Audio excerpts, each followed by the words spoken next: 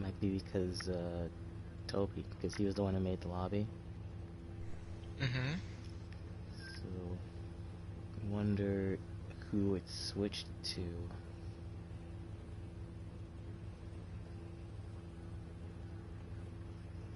I'm curious to see.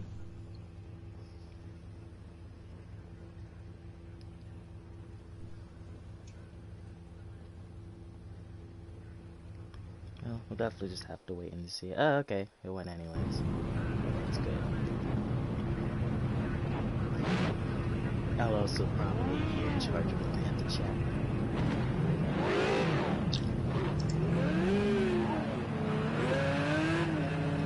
He's probably got better internet usage than I do right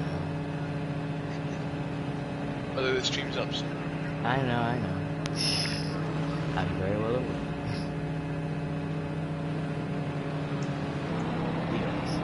Let's just get the whole thing set up already.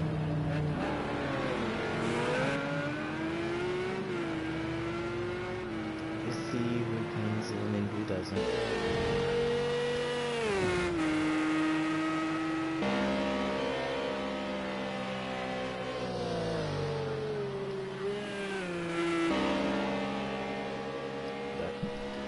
How are you doing it? Some proper time to fluctuate. Good evening and welcome to GT3. Let's try it again. Hello and welcome to Gavra Racing's GT3 series here at Spa-Francorchamps. I am Cypher77. I'm Dutch Musa. And we're here to bring you live broadcasted racing action here on Project Cars 2. As you can see, we're at the crown jewel event of the season on race 9. And, well, not only will this be the longest race of the schedule, it will be the longest race for all of us here, the broadcast and watching. It will more or less be a full simulated 24-hour event taking place in 2 hours real time. And so with that happening, there's sure to be a lot of interesting developments that'll take place throughout this race. We already have something. Daz has got a one-place grid penalty. Most likely for crossing over the pit lane exit. We do have several key replacements today, if I'm correct. VSR will be placing what was formerly UV in the second Cadillac car. Vectra, as you know, still in the Porsche now, and I believe Allochamps. Yeah, Allochamps will be replacing Flip in the other Janetta car, so he'll be the teammate of Flip this race. And I believe the last replacement for the Nissan Should be Evil Track. Yeah, Evo, who is not here yet, so we're not entirely sure, but as you can see, we are actually currently in qualifying. Qualifying laps here at Spa take up quite a lot of time, so if we can go on board someone who's about to cross start finish line, might be able to give you a better lap of this track. Quick, okay. Let's do. So you just see on board the Cadillac of Dalavan. It's a very slow run into turn 1 all the way down into first gear, and then these are of course GT3 cars. Have to prepare yourself for it's likely one of the most famous corners in racing, Eau Rouge. Set yourself up, go in quite short, and then just have full confidence. To be careful not to take too many liberties with the track limits though, but if you can get through that part really good, you have the long straight. Then set you up as you go into sector 2. Really hard on the brakes, roughly around 3rd gear. It's a little bit off camber, so you have to make sure the car, the rear tires don't get loose under you. Make sure not to take too many liberties on the exit curve there. Down as they approach the no-name corner. Well, then deciding to take it in 2nd gear actually, so we might see some people actually take 2nd gear throughout this entire section, depending on how the cars are set up. And you got this really fast left-hander. You can take it roughly in 3rd or 4th gear. You're gonna have to be very wary of the curves.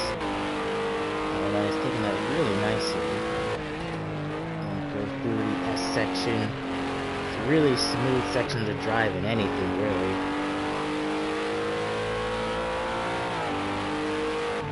And as they approach Sector 3, they have to set themselves up to get a long run down the back straight. So they're going to need to build up a lot of speed. This is where a lot of times when we either made up or lost.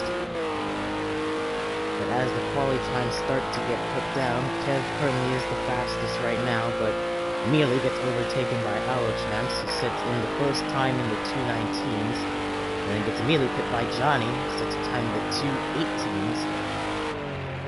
As Dalavan approaches the final chicane, all the way down in the first gear, we arc the car into the corner.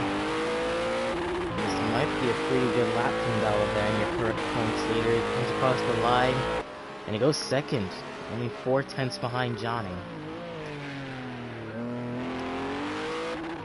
Talking about points, shall I quickly run them through the points leadership? Sure.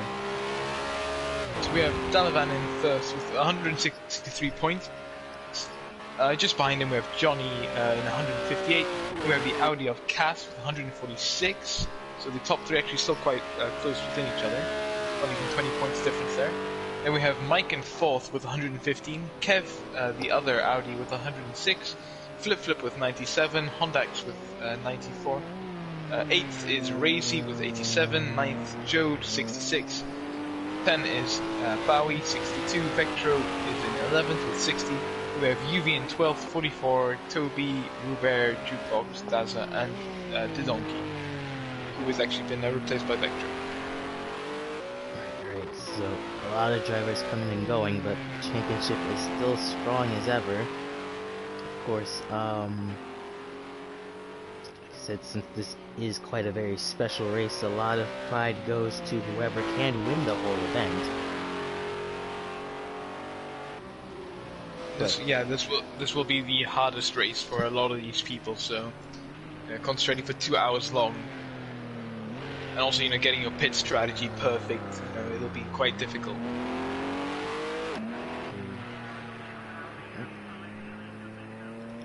I might be shifting gears here. I have to wait a second.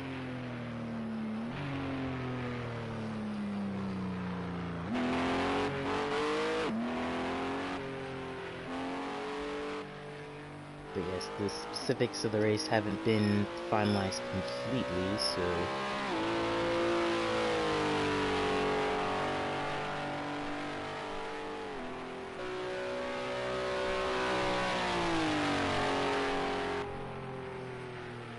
But as it does stand right now, Johnny is the current quali leader, so we'll stick here to see how the qualifying format will continue.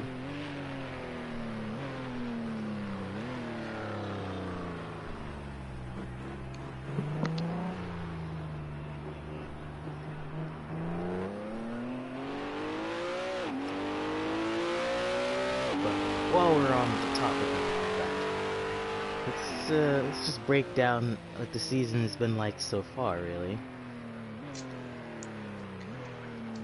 Yeah, I mean, in the beginning we really thought the Audis would be the force to contend with. They sort of did tame down a little bit as the season went on. I've actually got an invite from Vectro. I don't know if we're joining that, but... Yeah, I likely suspected that we'd be shifting gears to another lobby. Quali may or may not be redone, we'll just have to wait and see on that.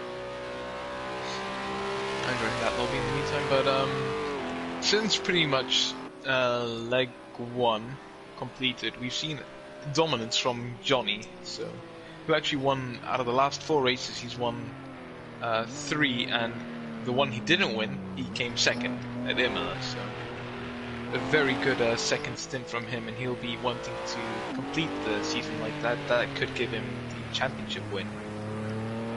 And then in terms of teams, what am I saying? The Mercs have been there pretty much always, but just not being able to get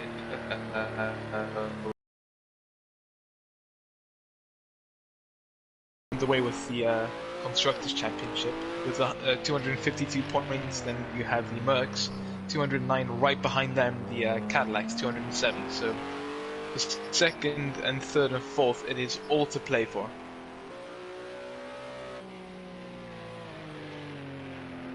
Right.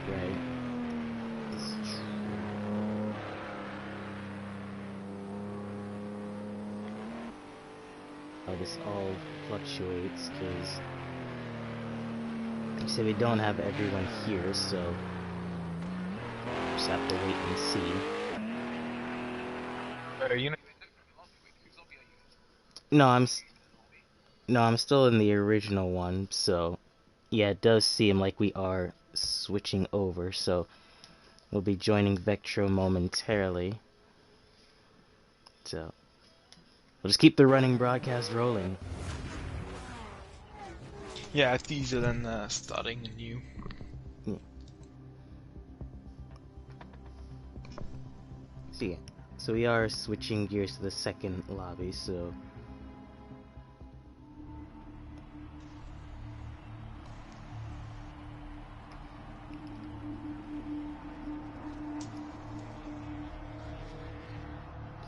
then we'll most likely restart qualifying then.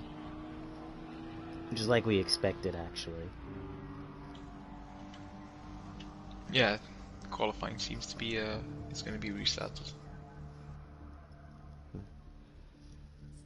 Well, while we have time on the subject, we'd just like to thank everyone who is here and being patient with us as we sort out the issues. So, I don't know. Has there been any news in racing? Well, I mean, there's been a lot of news in racing, but Yeah, I mean, a couple more races in F1 have been cancelled. The Dutch TT, the German Grand Prix have also been cancelled for MotoGP. I think. Wait, which one's been cancelled? France has been cancelled for F1, and a couple of races have said if they do hold their GPs, it will be without a spectator, or without spectators. right. Which, I mean, I guess that is sort of the dilemma. You race with or without a spectators, because they'll most likely still have a broadcast.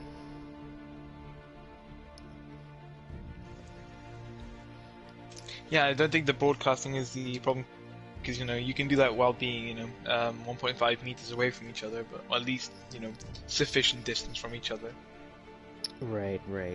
But I think the problem is more in the pit boxes and everything, because it is impossible if you have to work on a car to make sure that you have distance to one another. So Of course. Sid, thank you all for being incredibly patient with us. It's a long race, and strange things tend to happen during these things anyways.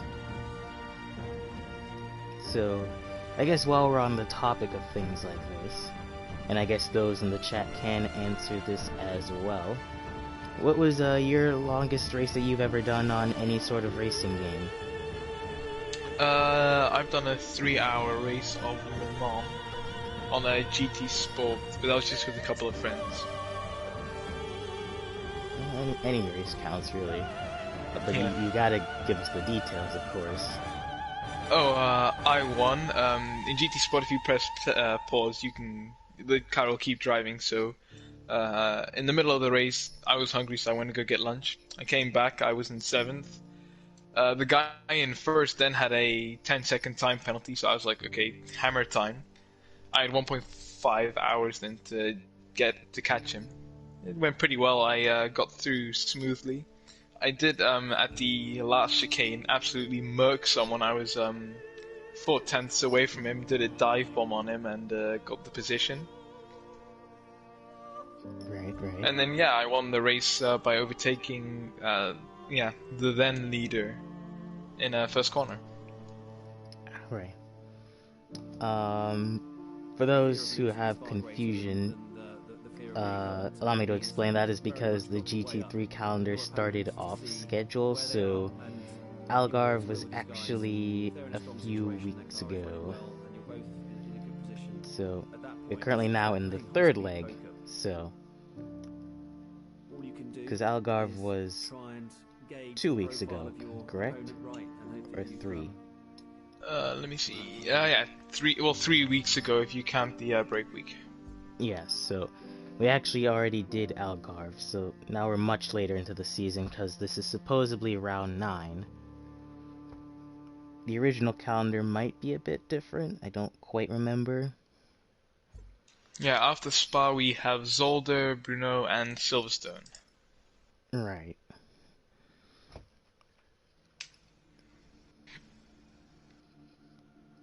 But other than that, though, was that the only time that you did a sort of long event like that? Yeah, that's pretty much the only time I've done longer than an hour, but yeah, I mean, normally if I do races, it's 50% on Formula One, that sort of stuff. Right, right. Well, well, I'm not going to brag or anything, but like I said at Gavra, we did have the 24-hour event quite a while back, but that wasn't the first time that I had done such a long race, because I had done the A Day in the Life trophy on the original Project cars. Yeah, that's actually a pretty tough thing to get. It wasn't that tough. You just had to sleep through the night and then wake up early the next morning. Yeah, it's true, but It was a lot easier, I suppose, in that game. I would assume so. But yeah, you do, because I've tried to do a long hour race on career mode, but I put the AI on for a while, for like an hour, and then I came back and I dropped by 10 positions, and yeah, I didn't really want to go on. So I think I was 4 laps behind the leader of my group, and with the AI that I put it on, then, yeah, it was gonna be extraordinarily difficult to catch back up. So. Oh, I'll explain what happened in my circumstance. So, because I was running GT3 during the event race, so for the most part our group was relatively close together. Like I think every GT3 car was actually on the same lap. So by the time I'd gone to sleep and woke back up, we were all still in the same lap, but I think the gap had only decreased by, I want to say, 20 seconds. Because back then, the fastest GT3 cars were the McLaren and, I want to say, the Audi. So I was obviously using the McLaren.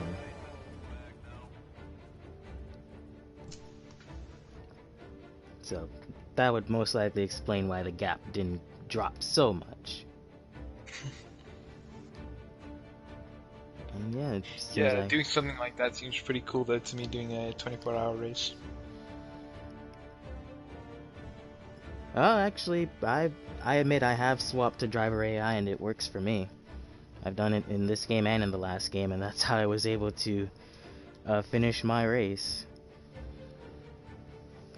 But like I said, I haven't been able to do it since, because,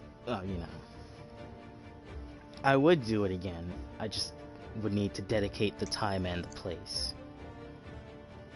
Yeah. Which, I don't know. If I get the credentials to do something like that, then maybe I'll do it. And I was hoping that they would do a on Gavra this year again, but haven't heard anything of it. So still early in spring. I mean, last time it didn't take place till the end of summer.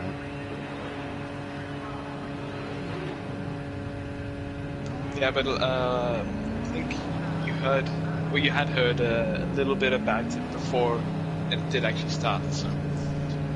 Right. As we have qualifying 2, Electric Boogaloo. Yes, thank you for that timely reference.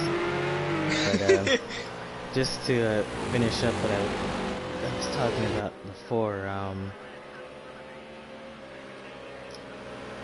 lost my train of thought. I don't know. Your untimely reference made me lose my train of thought.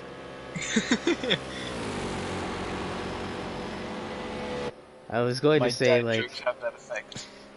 I was gonna say, like, well, you do a long race for the sake of doing it. I mean, some people want to win when they do it, but honestly, you just do it for the experience. Because honestly, it is kind of a mesmerizing experience to just have, time pass you by while you're in the driver's seat. But yeah, it is a special thing to do, and obviously, it's not something you should do too much, I feel, because it does lose its specialness. Depends on what track and what you do decide to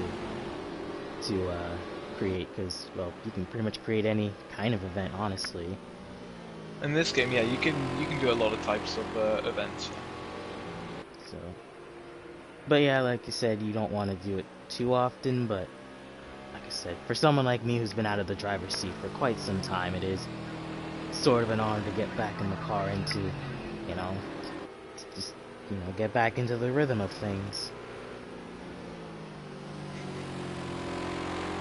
Obviously, I don't want to be in the broadcast booth my entire time, but I'm sure you're okay with that, so I won't judge. No, I would actually quite like to drive, but I'll check if there's any cool summer leagues. Summer series. Series? No. Series doesn't sound right. Series. Yeah, I thought so. But anyways, yes, like you said, qualifying has resumed, so new clock, and we'll see if we can set the time right again. So we'll go on board our champs to see who's first across the line. We'll see how he takes the Spa-Francorchamps circuit. He's gonna get some really good run down to turn one. A little bit loose though on exit. Might be running no amount of traction actually compared to Galvan. I suspect though this will be a pretty big trouble corner for everyone in Rouge. You see, we don't want to be seeing any big issues like with what we saw IRL here, but it is a very big possibility, I think, especially with these cars, because these aren't, Formula 1 cars that can go full throttle through there, a little bit too loose, and that could be it. But it wasn't too long here that it was actually LMP1 cars going. So, we got through that race without too many big incidents happening, so maybe it'll be... I mean, even LMP1s, I mean, they're quite comparable to Formula 1 cars in downforce, I would at least think. Obviously, they haven't got full wings of a modern F1 car. Those things can go quite quick around corners. Well, that is a pretty good question. Would you rather drive an LMP1 car or a Formula 1 car? Me, personally, I think that's actually a tough one. I think a Formula 1 car is a lot more exhilarating to drive because you're pretty much on the ground. Got the wind against your helmet. But an LMP1 car, I think it's got much more of a feeling of a car instead of an aeroplane. I mean, at this point in time, Formula 1 cars are pretty much aeroplanes. Yeah. They're reverse aeroplanes. I'm saying you never want to drive an airplane? Well, no, I want to fly an airplane, but... You can drive airplanes. You can, but I'd rather fly one. Anyway, all champs across the line to set in a 2:19.8. Immediately gets pipped by Johnny again, who once again sets a time in the 2:18s. Seems like once again Johnny has really got this setup and the McLaren car working together. Excuse me. Kaz only going in 2:21s so far. And Dalavan actually gets ahead of Alochamps, also setting 2:18s. Joe and Cass likely going around again for another lap. Jukebox crossed the line, most likely an invalidated time. Of course, since the lap times are so long here, you really only get about 2 or 3 attempts at it. I'm getting called out by Scott Clark. Well, you did. Well, you did say you'd rather drive an F1 than LMP1, right? No, I didn't say which preference I had. Oh. If I had to pick, I think I'd choose LMP1. Because I have more experience in it. Yeah, for me that's a difficult one though, because in what situation, if it's just to drive, I would choose the F1, but if it was to do an actual race in, or even just, friendly race, then I would pick the LMP1 because it seems a lot cooler to race. But well, just to drive, I think the F1 would be more fun. Let's just picture that each category is driving in their respective disciples. So you got your F1 races at Canada, Singapore, and you got your LMP1 races in WEC. If that's the case, then which would be your preference? I think it would have to be LMP1 then, because you're part of a team and you've got the driver swaps and everything. I think it's that sort of that teamwork that to me seems appealing then. Some would like to argue and say, why need a team when you can do everything yourself? Which would be the motto of every F1 game up until 2016. But I see what you mean. I only ask because, well, I myself, like I told you before, am more or less a prototype guy. Although I would jump into an F1 car, but I think WEC has got the better scenery. Yeah, it does, yeah. But I think WEC also goes to a lot more iconic circuits. The iconic circuits of F1 are then Spa. Oh, that is loose on La Rouge. Or whatever. It's pretty much just Spa, Monza, and Hockenheim, and then Silverstone. But don't really like Silverstone. But I think, yeah, WEC's just got a lot more iconic tracks with Le Mans, Hockenheim. They've also got Nürburgring, I think. Do they still have that? They used to. They have Coda, Sebring, Daytona. Well, they actually no. I think they're thinking about bringing Daytona in cooperation with IMSA. Yeah. Because WEC and IMSA are still doing that whole merger thing. But we'll have to wait and see if they're going to hold up on that due to the whole incident. So we might have to wait until 2021 to figure that out. But while all this is happening, VSR, Rotary, which said is one of our replacements this race, seems to have already called it quits for now. He was actually the fastest in practice by quite a bit, so seems like he's settling just for third right now. It does seem strange to me. This seems like one of the tracks where you'd want to be out as much as possible, see what your car's like in the specific track conditions. Bowie's still out there, so he's putting in the work for the Michelin.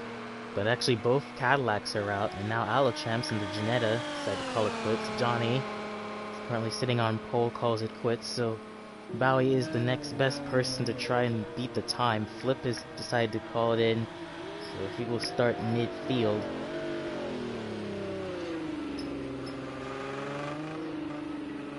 Bowie has been pretty good as of late, but can he keep up some of the good runs? Goes across the line. No improvement though, he stays fifth. So now it's just the two Audis of Kev and Cass. Currently lie 7th and 8th. You know that they're still working on trying to get back up into that top 5 groove. They've kind of been there most of the season, but they've been sort of lacking on the pace a little bit. Or at least the short run pace.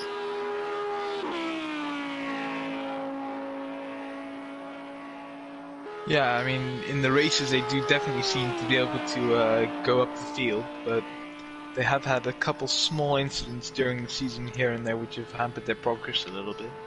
So you see Kev going on the curbs there, a little thing that you don't really want to be doing in these cars because curbs will throw you off at top speed.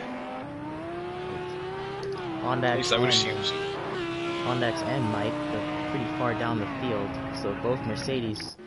Ooh, as Kev actually sits to third, so he beats Rotary.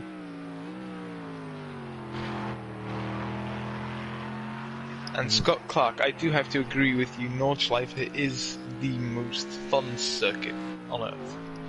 Well, fun is subjective. Well, no, because you have to concentrate the entire time. You can't say that you can't, and it really requires a little bit of skill to get through there. It's not just throwing your car in. You do have to, line up, not just for the corner that you're at, but for the corner after that. So. I know. Just my personal bias, but... Which is your favorite circuit, then? I wouldn't really say I have a favorite circuit, considering I've driven a lot of things everywhere. I mean, I do have a personal dislike, but... Okay, which is your dislike, then? Personal dislike.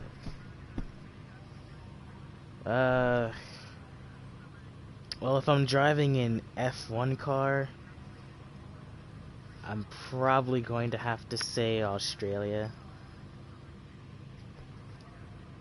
Probably. Of course, F1 is a little bit different than other sports, so we'll get to talking about that when the race gets underway. Yeah, when they started spreading out a bit. Yes, so as we go down to the grid, Johnny is on pretty much an absolute domination streak as of late, so can he continue it?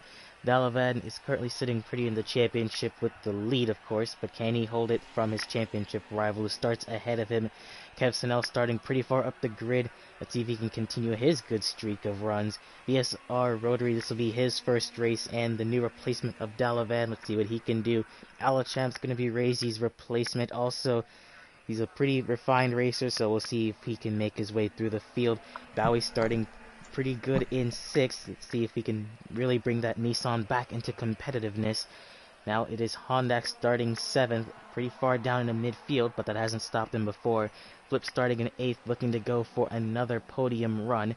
Cass starting 9th, so pretty far back from his teammate. He'll be looking to get up the grid pretty far.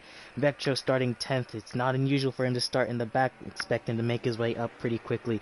Evo starting 11th, a pretty far back position, but he is consistent when he needs to be. Mike starting 12th, just looking to get that one consistent run to really put his season back in place. Jukebox starting 13th, again just going for consistent runs.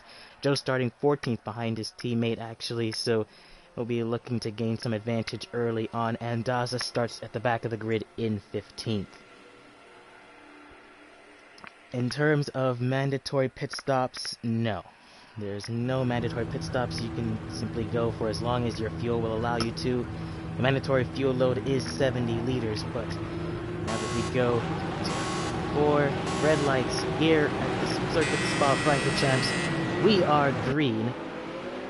And away at the front of the grid, it is Johnny holding off just a little bit from Kev as they go down into turn 1. It's actually Dalavan on the outside looking to get a run, but actually gets passed by Kev going into turn 1. So it'll be McLaren, Audi, then both the Cadillacs, actually the second Cadillac of Rotary going up the inside of Kev going into Eau Rouge. How will they keep it together?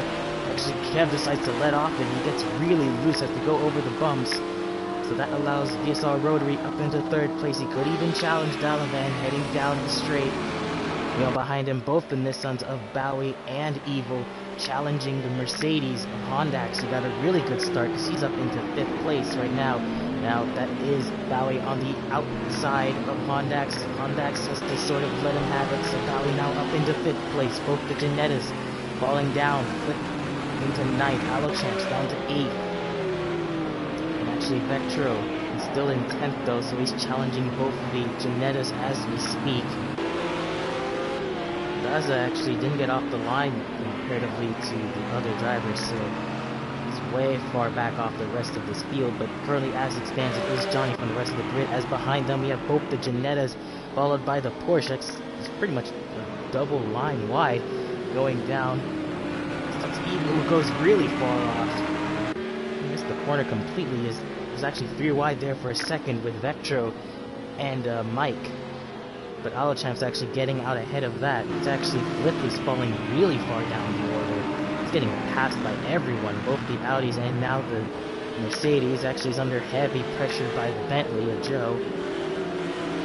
Mike now putting pressure on Evil ahead of him. He's found himself on the back of Vectro. Oh, as we got one car off wide, that is the second Nissan of Bowie, yeah. Bowie narrowly avoiding the wall up to sector 3. Actually fall really far back. Might even get overtaken by Kaz as well. Actually, no, keeps ahead of him in 10th place. Everyone running wide through the fast left-hander. Just ahead of him, though, it's Evil and Vectro going side by side. Vectro keeps it ahead. Vectro will stay in 7th, and just behind them, that is Bowie with the spin. I think he got tagged by Kaz. Just a small bit of action going on there. And just to keep it together, Bowie falls down to 14th. Meanwhile, up front, Johnny still under a little bit of pressure from both the Cadillac duo. Dalavan and VSR, meanwhile, behind them, once again, Evil and Vectro going at it for 7th. Wow, Mike's going very slow there. Evil once again cut the corner as we have a McLaren. That's Johnny.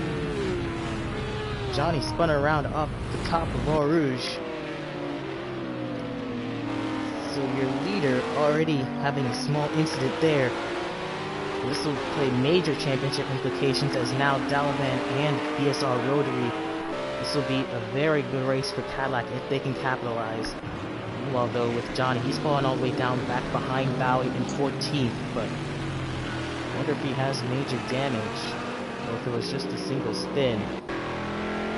Anyways, looks like he's got a bit of foot damage. So, major championship implications for Johnny on a good string of races. Doesn't seem to have any suspension damage, but up front it is Kev fighting with BSR. Alachamp's kind of in a realm of his own. It's actually Hondax holding up the group behind him. So Hondax making his way up. Sorry. This could be a bit of strategery though, because VSR knows he's not going to be able to get many points in relation to Dalavan because he's a reserve driver, so he gets half points, I think. So what VSR could be doing here is backing Kev off now, so Dalavan has pretty much all the time in the world to pit and everything. Make it sound like they planned for this to happen. No, but it could be a bit of strategery in play. Just call it what it is, team orders. Well, yeah. I mean, it's not, yeah, it is team orders, but in a different way, because VSR isn't going to be able to get, even if he does finish second, he's not going to get the points worth of second, I guess you could say. Either. Meanwhile, with Mike, who's actually followed Hondax up toward the field, so he's up in 6th place, so really good work from him. Vectro has held off Evil for a bit. Evil's actually fallen into the clutches of Kaz. So Kaz pretty far back compared to his teammate. Because Johnny has indeed decided to pit, so most likely to repair his damage. Evil once again sort of missing the chicane, the turn entirely. He might get caught for a speeding penalty. But I think a lot of these guys just a little bit not used to the high fuel situation, as Evil now goes down to the outside of the Porsche Vectro. So that missing speed really taken into effect. Does have a penalty though. Yeah, so I suspect he was going for the move, so I don't think the penalty was going to stop him. Likely 1 second for use of track limits. Just Kaz, he slides through the downhill section. Audi cars really loose in some of these corners, but in terms of top speed, I think Evil and Bowie both definitely have one of the better cars suited to it. We did hear Kev last time round saying the Audi, in terms of top speed, wasn't actually one of the better cars. That is true. We have seen them perform well at tracks with a lot of turns, but the only track where they sort of had a falling out was at Watkins Glen. Meanwhile, though, Joe and Flip Flip fighting for the last spot in the top 10, so Flip sort of doesn't have the short run pace as it stands, and that was actually the Vectro who went off there. It actually falls susceptible to Kaz. As Mike decide to make a move in Sector 3, Flip as well, although Flip, another car that isn't very good on top speed. The Bentley has really good speed and is able to keep ahead of Flip down Sector 3 straight.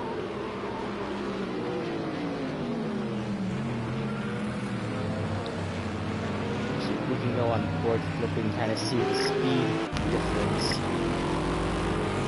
And with the slipstream that Flip is getting, Bentley's able to pull away quite well.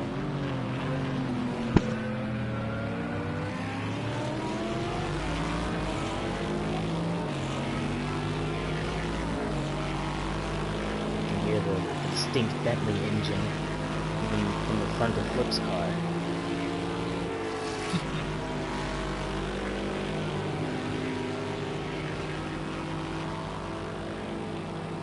See just how much that Bentley pushes on the straight. It's actually quite a speed demon here comparatively.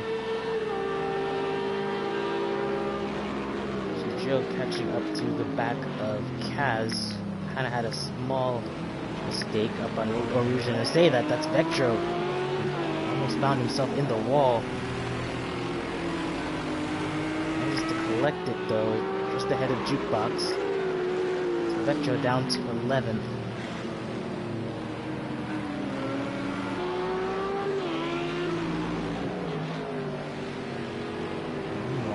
That's happening. Mike and Evil, Evil has caught up to Mike. So the Nissan really flexing its speed muscles. As Joe runs wide there.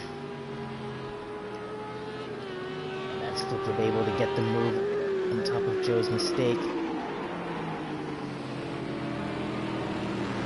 So now Flip up into 9th place, Joe falling down to 10th.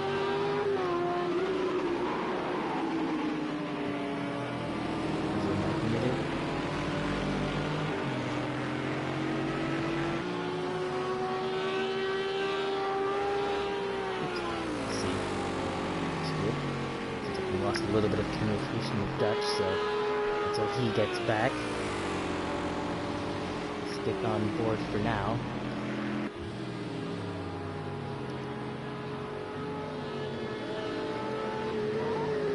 So now a very good dive bomb in terms of Kaz. Ooh, decides to cut him off just a little bit actually. Kaz able to keep the position.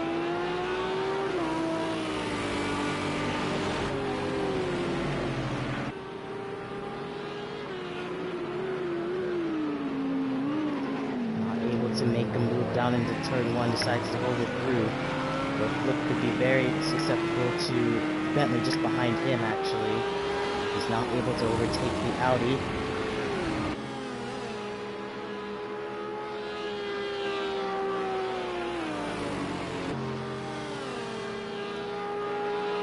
The Eau Rouge pretty good. But you can see the speed difference between the Ginetta and the Bentley.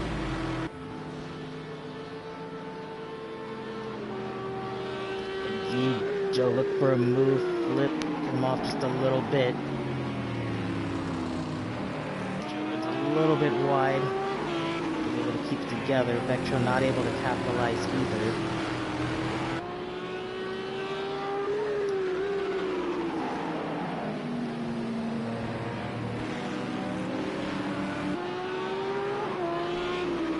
So as they stick onto the back of Kaz.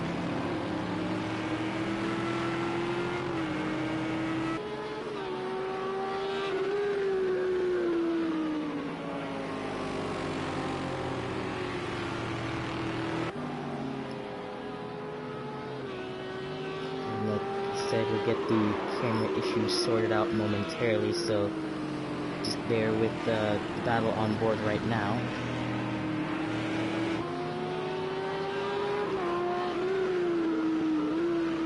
Actually, while that has happened, both Jukebox and Johnny have supposed time penalties, so we'll get the details on that a little bit later. But even already, just about 10 seconds have passed in this race, so it's already a pretty long endeavor, even though it's only 6 laps have gone by. So currently, as it stands, Delavan and BSR sort of running away. And while that's happened, Kev has fallen off the back of BSR. He's actually falling behind Alochamps, so Alochamps now in the other Janetta has found himself up into 3rd place. Kev fallen down to 4th place. Actually, he's fallen down to 7th. Yeah, as you can see him go off right there in the background. So Kev, having a number of incidents there, has fallen off of 3rd place and falls just behind his Audi teammate of Kaz. Falls in just behind them going up Eau Rouge. Flip. Falling into... Oh, Kev! Oh, just barely missed the wall. A little bit out of shape right now. You know, you can see there just up ahead, it is the Nissan of Evil trying to attack Mike and Hondak. So Mike got ahead of his teammate. He's up into 4th. Kev back ahead of Kaz. That's happening. It's allowed Flip to close back in.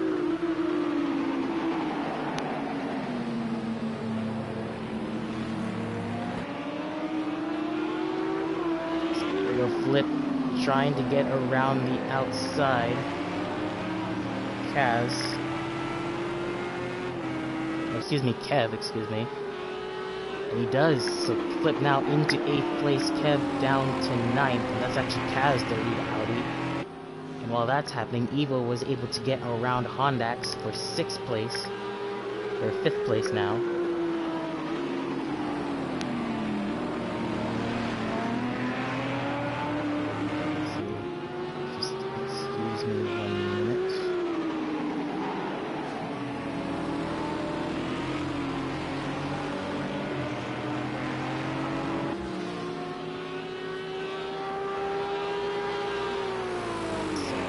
Contacting Dutch real quick.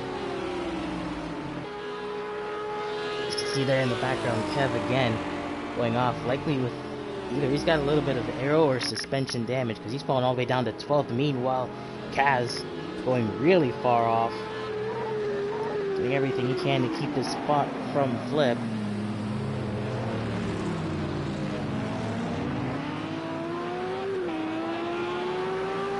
If Kev decides to stop, I don't think he... No, he does. So Kev is in the pits for likely some kind of aero suspension damage. He had to go around the whole lap for it, so...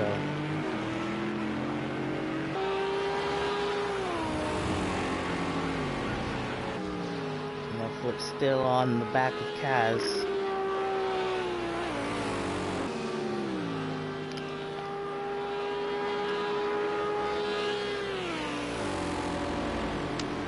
Sorry, I'm back.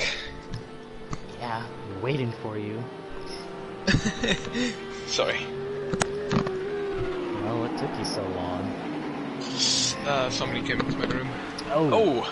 No, he came back just in time. That's Evil, spun around. Don't worry, you didn't miss too much. It was merely just a battle of Flip and Kaz. But Kev had some kind of incident because he pitted. Daza also in the pits. So while that's happening, Alochamps has taken 3rd, Mike up into 4th, and Hondax into 5th now. And right now it is currently Joe and Flip. The speed differential is kind of hurting. Flip's trying to get away to try and get past Kaz.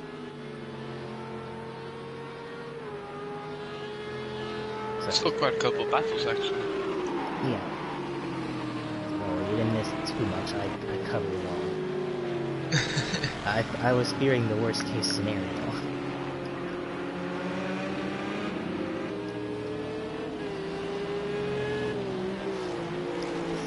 Max Jukebox also doing pretty good. He's now behind the Porsche Vectro, who looks like the setup hasn't really been working too well for him. Vectro's been kind of, making quite a few mistakes, so let's see if maybe over in the long run he can recover from it.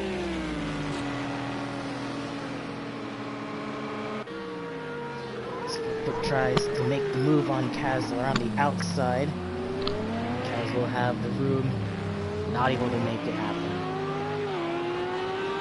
The room and the racing line, more importantly. Which you can see just gives Kaz such a big jump out of the last corner there.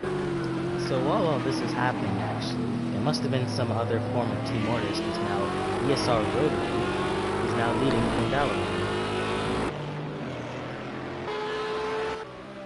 I mean, I guess if they have the space. I mean, they have 9 seconds behind them. So. Well, considering Kev fell off, there's no need to play that game. Had a spin somewhere because he's fallen off the Vectro. And now here comes both the Nissans of Evil and Bowie. Evil, I think, had the better speed. Actually, both of them are going to split the Porsche Vectro for the battle for 10th place, and that is Bowie, who goes around the outside, switch to the inside, and so Bowie, an impressive double overtake on his teammate and Vectro. So Vectro falling down to 10th. Bowie actually gets into 9th, excuse me. But actually, can we take a look at the penalties, because Johnny may have... He just has 1 second penalty, Evil with 2 seconds and Jukebox with 2 seconds. Yeah, when I saw him have a penalty, I was fearing that he had a 10-second for pit lane speeding. Well, Johnny is still really fast, so he can recover in this long race. Both Vectro and Evil going quite wide there. Kind of strange though, a lot of the fuel should have been burnt off for these guys, so just getting back on that was Jukebox. Oh! Jukebox spun and hit the wall there. After putting a tire in the dirt. Heavy. That will be suspended damage. Guaranteed. He counted himself lucky that it happened in the later part of the circuit though, unlike Kev, whose issue seemed to happen at turn 1. Meanwhile with Flip though, he's still trying to get on the back of Kaz. Joe's falling behind ever closely, so if something happens between these two, Joe will be there to collect the pieces. And you can see just right. So you can just see just ahead of there, that's actually Hondax, who's falling off the back of his teammate Mike.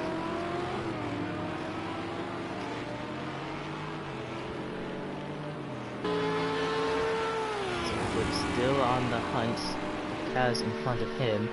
Of course, both of these cars seem to have relatively the same amount of speed, so I don't think Flip has the advantage on Kaz. He'll just have to use the slipstream just as much as he can.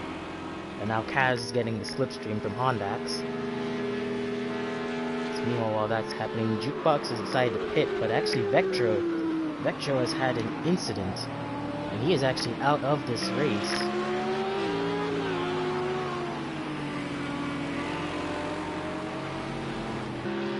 Vectro with an incident in turn 1 is now out of this race, so they wasn't starting out really good for the Porsche driver, but it seems... Oh, it's just there, Kaz! Getting too much power. It seems like whenever you come back, something happens. I don't know if I should come back or go AFK more or less. Maybe less.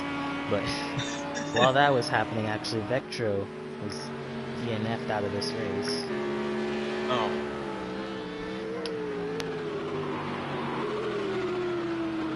But anyway, while that's happening, Flip is now to the back of Hondax, who's now in the dirt as well. And another easy move for Flip as both the people in front of him just happen to make a mistake.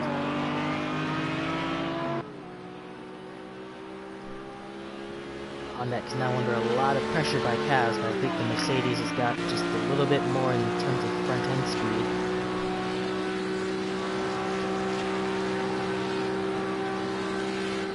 Hondak's actually going quite defensive. Surprising, he didn't really need to, as that actually puts Kaz off wide. Let's be very careful coming back on the track. Kaz will make the move down into the chicane. A little loose as Hondax decides to pit. Yeah.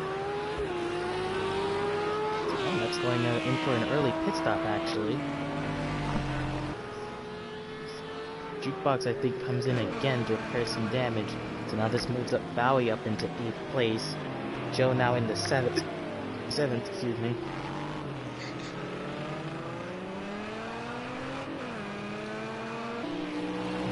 Evil, who is still pretty far behind after his incident. Oh, he's now coming into pits himself.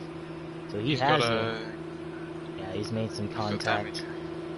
With Hondax, I don't think Hondax has damage. He might just be making an alternate strategy. No, I mean, he just went on the dirt, so he should be fine. Yeah. Actually deciding to fuel up for a lot. For 90 liters in 100. So is Hondax maybe thinking about just doing the rest of this race without a pit stop?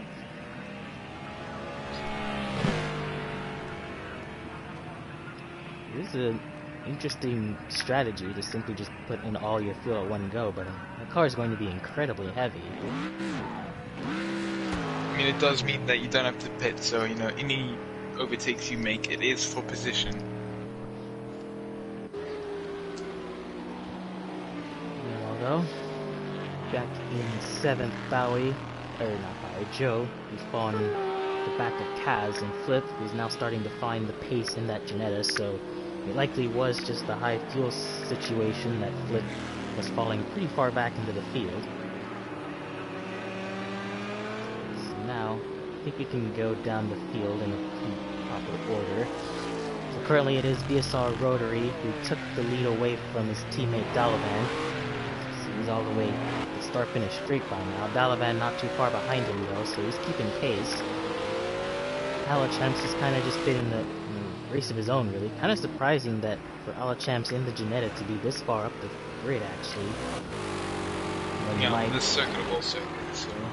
And he's keeping pace with the Cadillacs.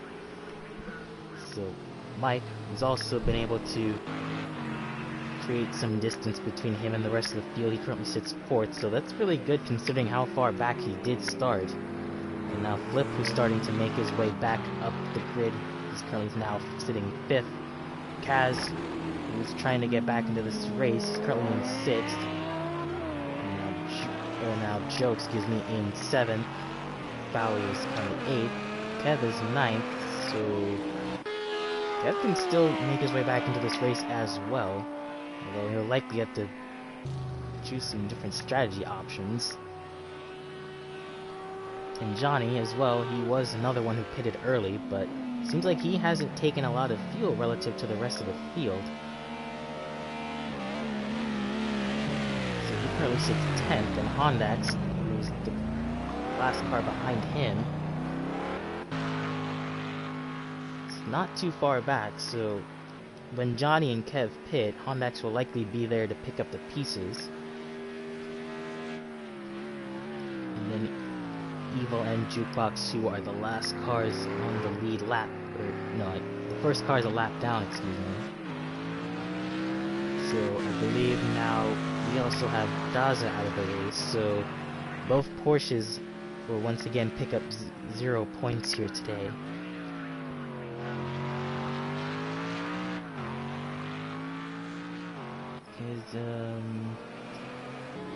Yeah, sorry.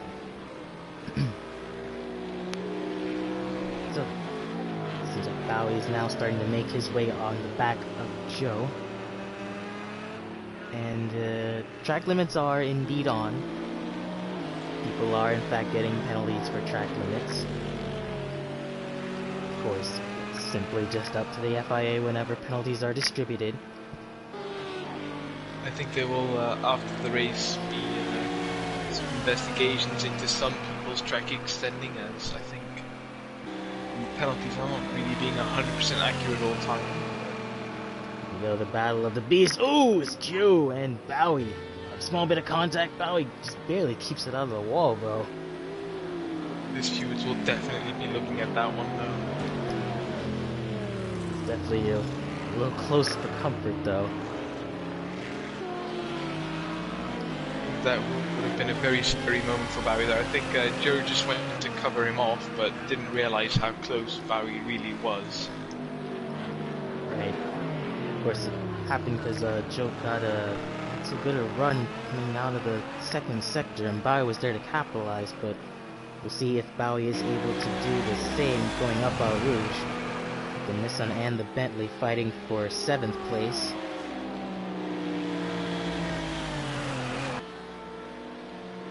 Both get up Eau Rouge pretty good, so we'll see which car really does have the edge in terms of top speed. And I think it's actually the Bentley over the Nissan.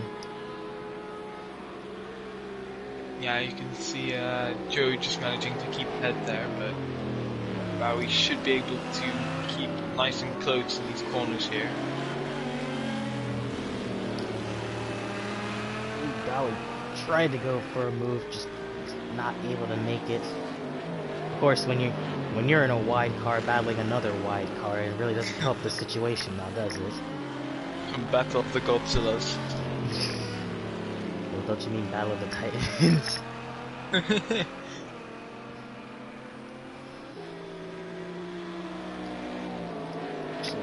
we go on board Bowie, we can kind of see his perspective.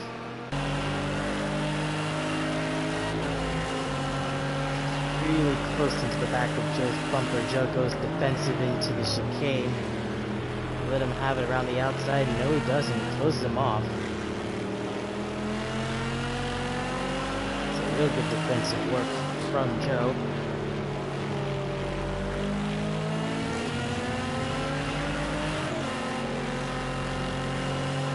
Here last turn, that's where he just didn't get the run off the corner that he needed, and this is where Bowie was able to capitalize. Like that has happened a bit again, the guy not getting the speed he got last time. This time Joe puts the block on him before Bowie gets there. So does he go to the inside?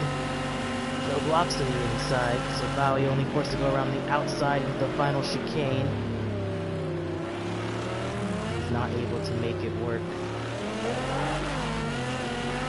Bit of a tire squeal there, the exit.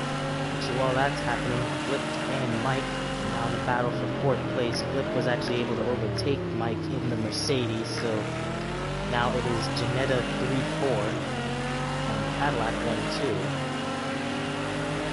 Do you know what track temps are? I think it should be relatively warm, but I'm not 100% sure.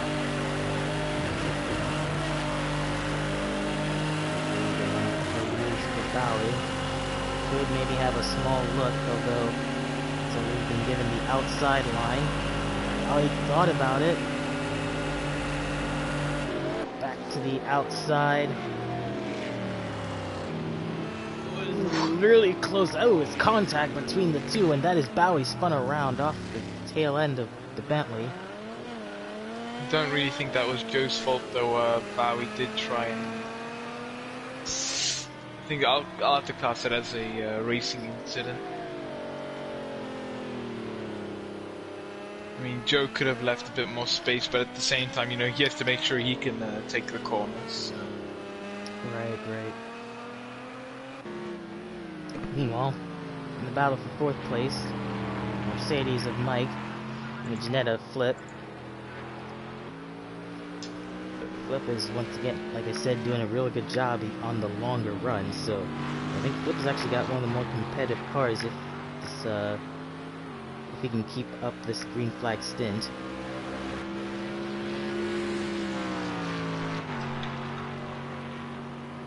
Honda's though, like I said, I hit it earlier, still roughly 20 seconds back from Johnny, who's trying to make his way back to Kev. So Kev and Johnny will likely be battling each other momentarily for 9th place. But I'm still kind of surprised that they didn't take more fuel than what they have. Because that was the strategy for Honda's. But I mean, it does give you a bit more of consistency with the car's weight, so it does feel a bit better to drive, and you can also be a little bit quicker with that. But, It really is just personal preference, I guess. Well, judging from Honda's times, I don't think he's too far off the rest of the grid. And like I said, he has roughly about a full tank in that Mercedes.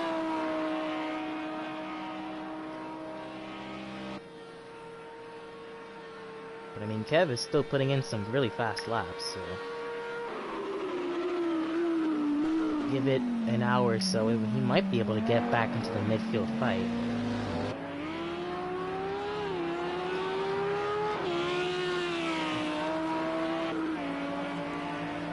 Meanwhile, though, with Flip and Mike, Flip actually starting to put a little bit of a gap on Mike, and actually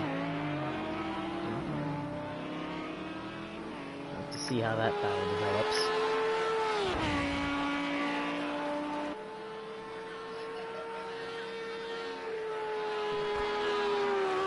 Yeah, we are sort of getting into that World War I stalemate time, almost. There are still a couple of battles on tracks. I wouldn't call it a stalemate. I mean, it's a bit to the point where people are starting to break away and split up. Well, actually, Halo is catching to VSR, which actually I didn't even notice. VSR must have had an incident because now he's behind Dalavan. So now the Cadillac in the lead is now Dalavan, and now VSR is now currently in second, currently being chased down by Alochaps.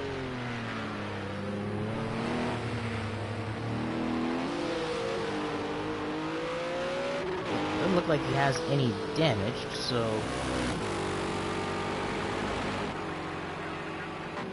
looks like it just must have been a small spin.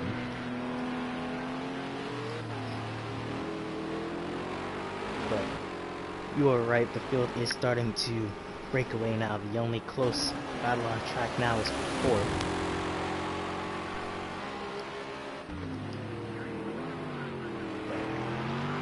Like we mentioned early on, now that we are in this sort of breakaway period, we're going to continue the conversation from earlier about Also, yeah, with the mandatory pit stops that we were talking a bit earlier with, yeah, it pretty much is a mandatory pit stop. I don't think you can do this race with only 70 litres. well, I don't think you'd be able to do it with 100, but you know, because these GT3 cars can roughly field 100.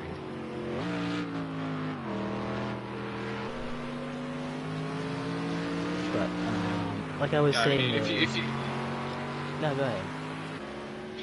Yeah, I mean, I think even if you fully fuel these things, you could probably go to just past.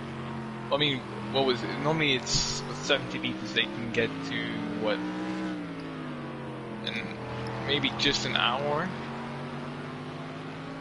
So they can maybe do with 100 litres to get to what? Hour and a half, maybe just a bit more. Roughly.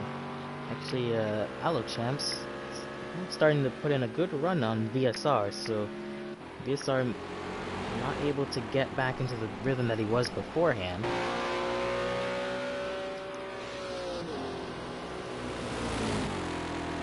So it looks like he will be challenging for second place relatively soon, at least during the pit stop phase. And while that is happening, I believe Joe and Bowie catching back up to each other. So Bowie's speed has allowed him to catch back up to 7th place. Let's see if he'll be... Got some good paces. Yeah. He's just as aggressive as he was the last time. Yeah, but I think it's pretty good to keep some aggressiveness. It's just to know when to use that.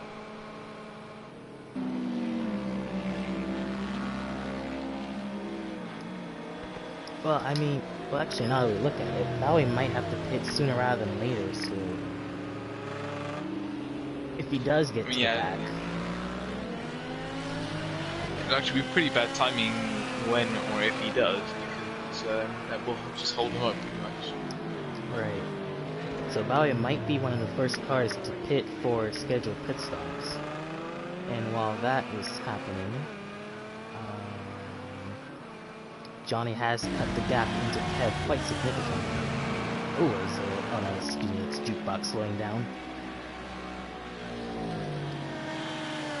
Oh, he does definitely seem to have the pace to it to be able to catch up, or not catch up, but fight with some of the top guys. But just a couple of small incidents here and there have hampered his progress.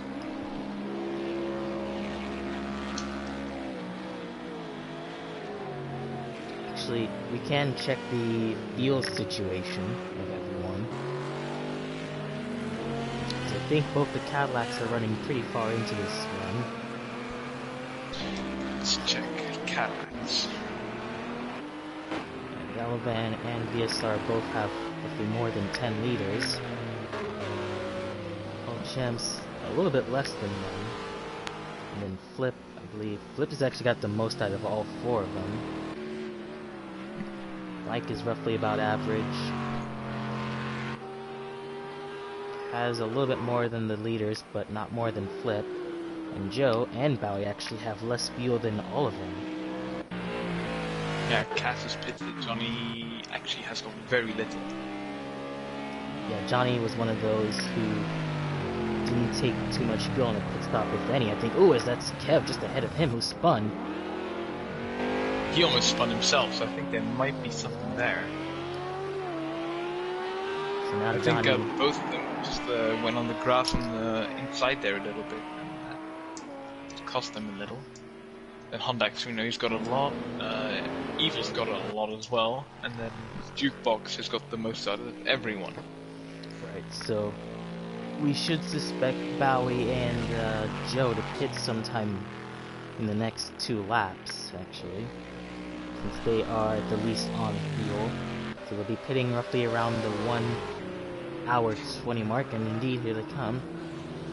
Bowie's in. Joe decides to stay out.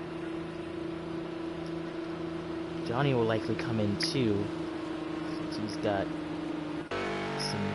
Actually, he's got roughly around the same as the leaders. I don't know if this is really a good position for him, because, if he does get lapped now, that is pretty much the end of his race, and that will be his strategy messed up a little bit. And then he does have to slow down for them, but I think this has not really been a good race for Johnny, as I think for as much as he did, I don't think it's really given him any speed advantage, because whilst he was faster in the beginning, he definitely has lost a lot of his pace. He's just passed Johnny. Well, not Johnny, he's just past Bowie, but he will more than likely give that position back soon. I think at this point, everyone has decided to go onto a 2-stop strategy. With the exception of maybe Hondax, maybe he's trying to go even farther than everyone else. Let's see how much fuel Bowie decides to take.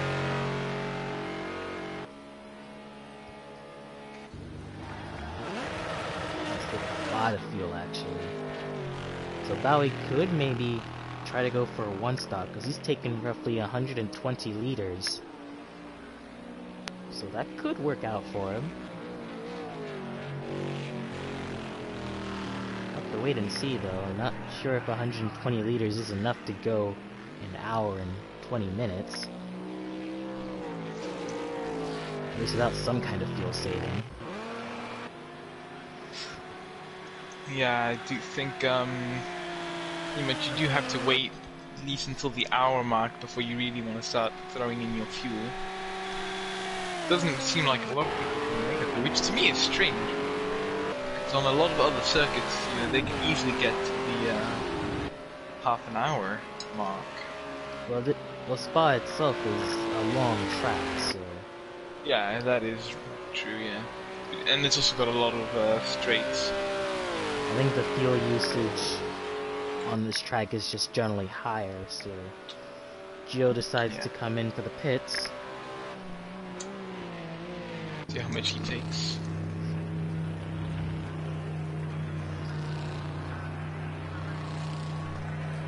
And we also have to keep a look at Hondax, because while he did take more than 100 liters, he might be in the 90s actually by this point. Hondax, yes. Actually, he's in the 70s.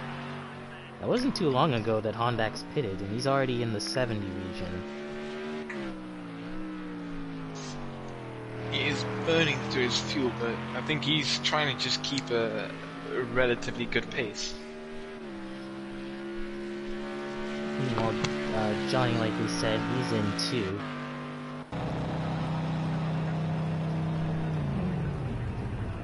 So it's still roughly, we still have no idea if people are going for 1 or 2 stops.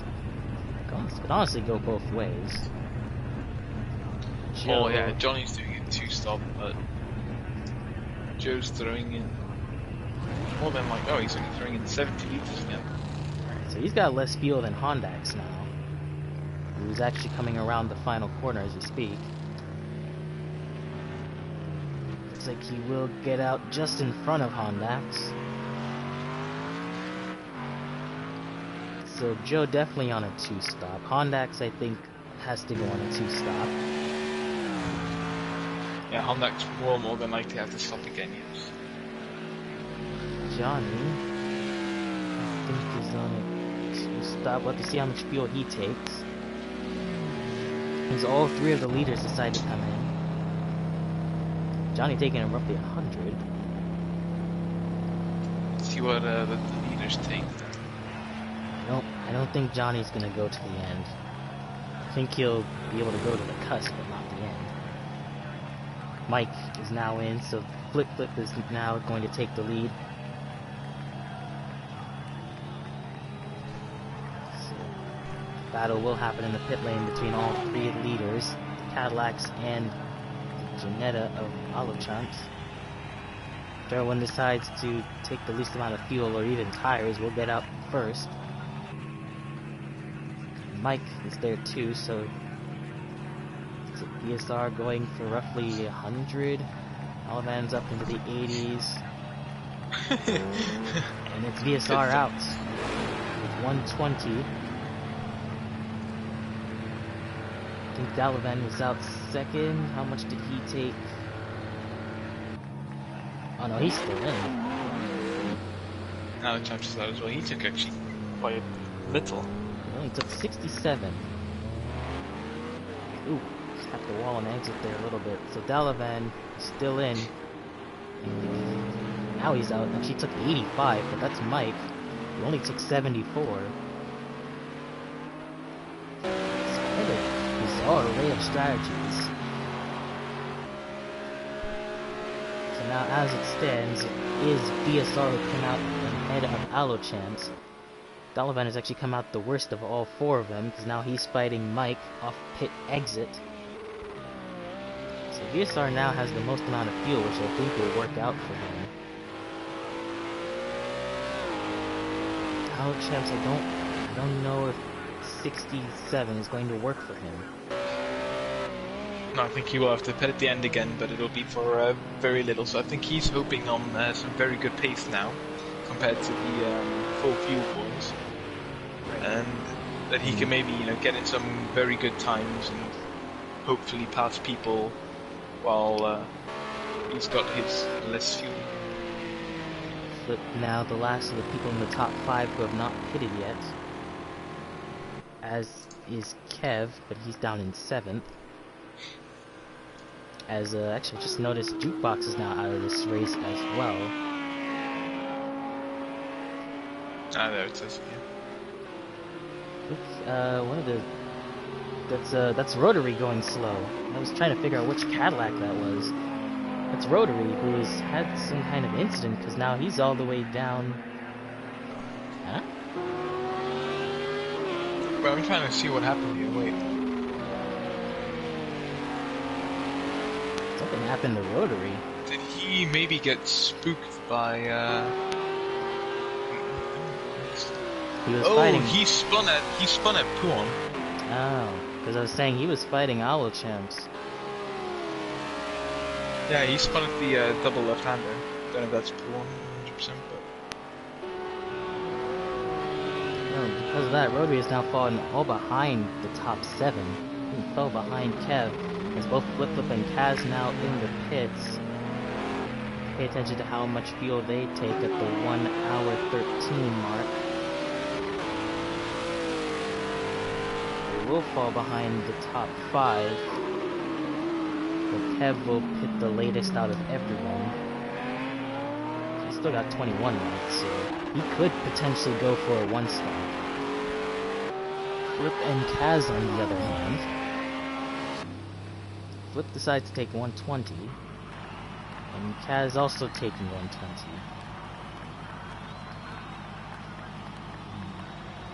So, with all that, Alochamps in the Jenna is now your race leader. Followed by Dalavan, who has been able to get away from Mike. And that is Kev, who's fighting with BSR, but he will have to pit at some point. Oh, as he spins, just a half spin.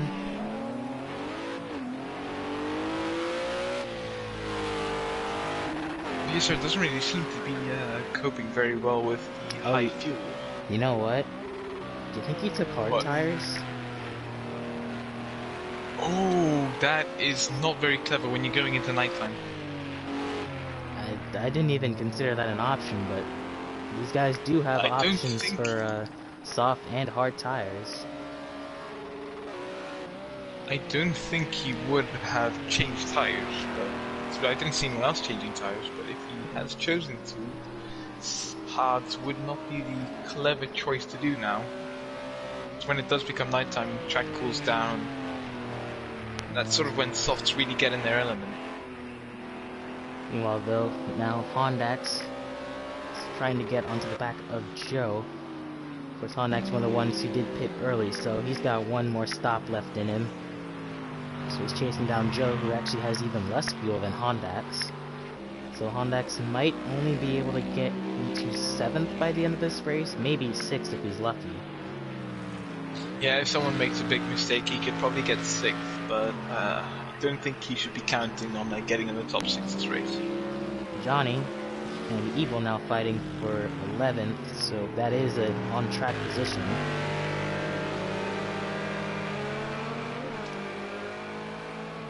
As well as Bowie and Kaz will be fighting for 9th soon enough as well.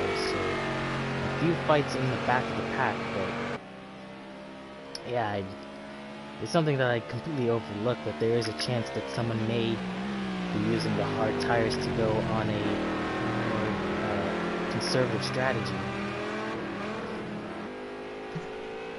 I mean, is there really any benefit in going on hard tires though?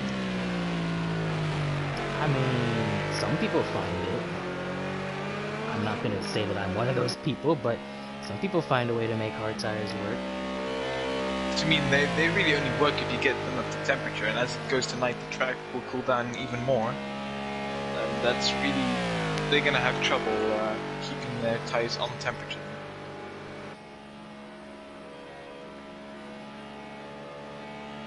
But, yeah, like you said, while that's happening, I think it is Joe and Hondax. Hondax starting to catch up. That is the battle just up Au Rouge. So this is battle for on-track position of 7th. Hondax looking for a move.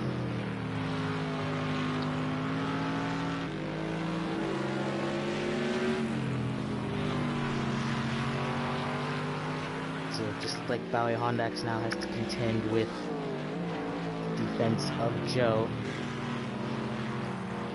However, with Hondax's fuel in the 60s, Joe's fuel's probably got to be near the 40s region by now, I gotta imagine. At 56. So Joe, I think, is saving a bit of fuel.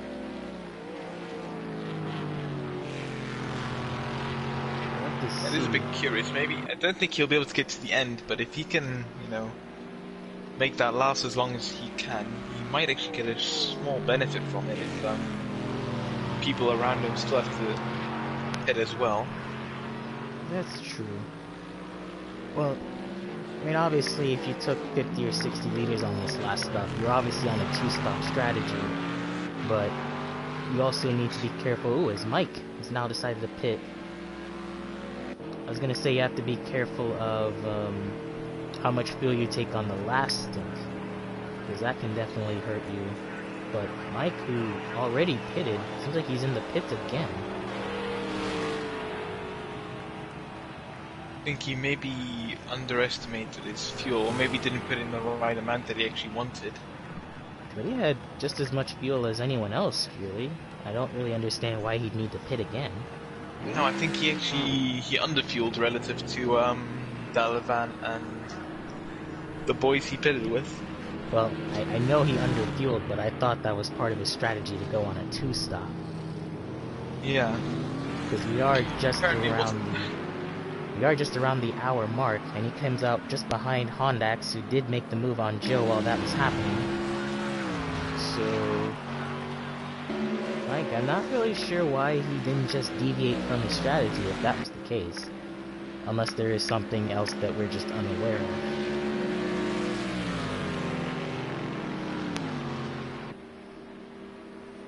Who knows? We're not really sure right now.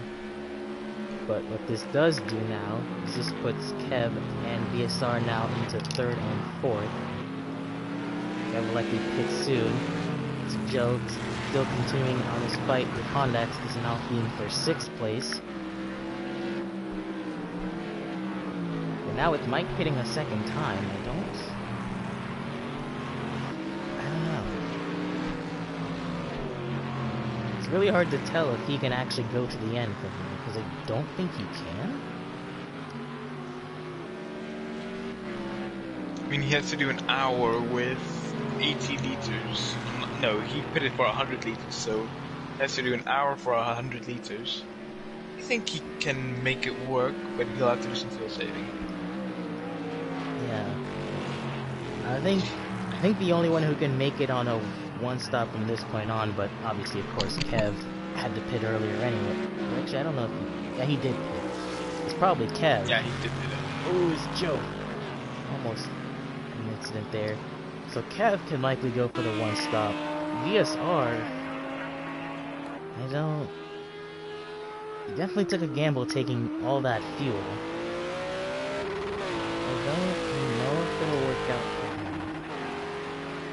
Oh, Kev pitted early and he will have to pit again, and he's on 10 liters now. Hello Champs and Dalavan, as well as Flip, we know they're going for one more stop. How much did Dalavan pit for again? He pitted for 90.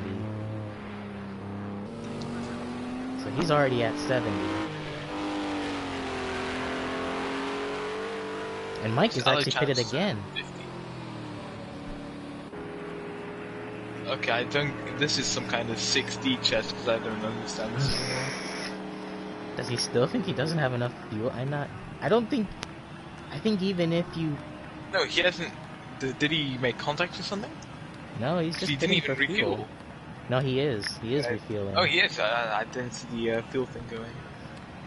That's maybe a bit case, but he is getting more fuel. I don't know why he didn't... This is costing him so much time. Okay, let's explain the thought process. I assumed he was just gonna go on the 2-stop, considering how less fuel he took, but if this is actually his strategy to actually go to the end from here, then I think he should have just stick with the deviated strategy. Yeah, because he's lost... Well, he was in, what, 4th? Now he's in 11th. So... I think he'll be able to make it now? Possibly? But I think the damage is already done. I think he should have just continued on. Yeah, he should have just tried to finish. I don't know. Maybe there's some math wizards in the chat who can figure this out. Personally, I don't. Maybe VSR I think you're gonna need some it. Ferrari strategists to figure this one out. Maybe VSR can make it, but it's definitely going to be a bit of a struggle. Kev can make it if he decides to pit for that much fuel. Johnny... I mean, yeah. Didn't Johnny take a lot? He's at 80 right now. Yeah, he took a lot. I don't think Johnny will make it. Joe will not make it. Because 70 pretty much got these guys to 45. Let's say high 45 at a low 35. It got them in fuel, so if you want to do the maths, anyone in chat, because I don't want to get my calculator. Well, like I said, there's just a lot of factors to consider. Like, we don't even know if some of these guys are running rich the whole way around the track. Which we assume that they are, but you never know. Some of them could be running off the gas. Yeah. A lot of them are running into slipstream earlier.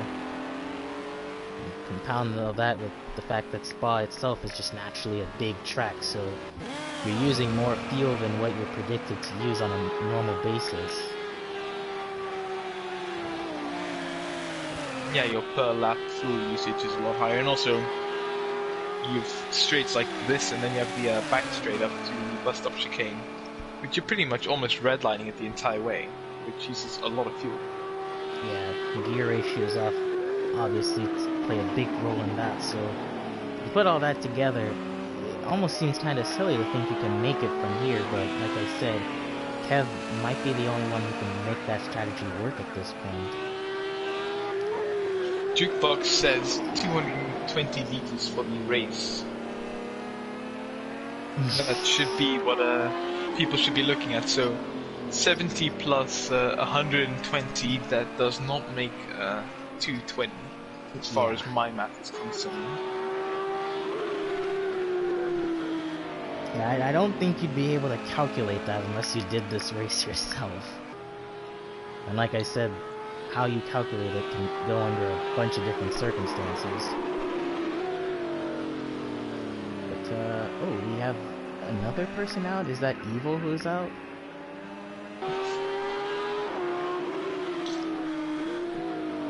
As now Kev decides to pit.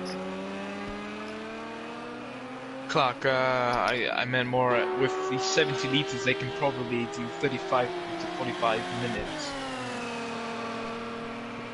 Just a disclaimer, I didn't actually want anyone to do the math. It's more fun when you don't know. As Kev pits now, VSR pits now. What is VSR pitting? As I said, we might need to consult some Ferrari strategists after the race. It's a shame I don't see anyone here on the grid. Oh, there's no red teams, yeah. That's actually a real shame. We pointed this out way early in the season that there weren't any red cars. Yeah.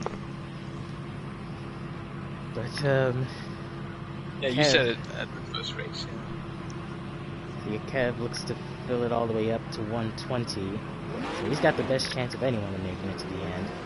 VSR, though, unless this was part of his strategy, he only took 110. But no, I mean, if you're gonna pit a second time, it doesn't seem to me worth it to pit to 110, go to 80, and then pit again to 110. Because then you're really pitting for marginal fuel, while it's costing you a lot of time just being in the pits. Yeah, VSR was already kind of off the pace of the leaders while this happened. Meanwhile, though, Hondax and Joe, as well as this battle between Bowie and Kaz, brewing.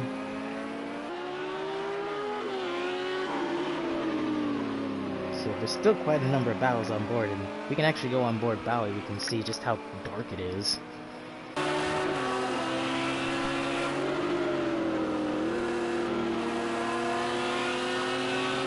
Bowie closing up on the back of Kaz.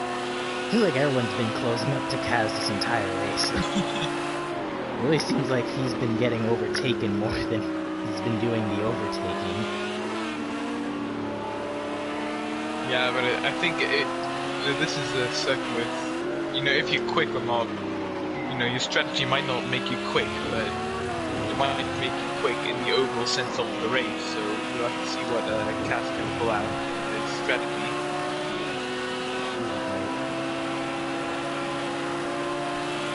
Actually, I didn't even notice, Bowie's still on 90.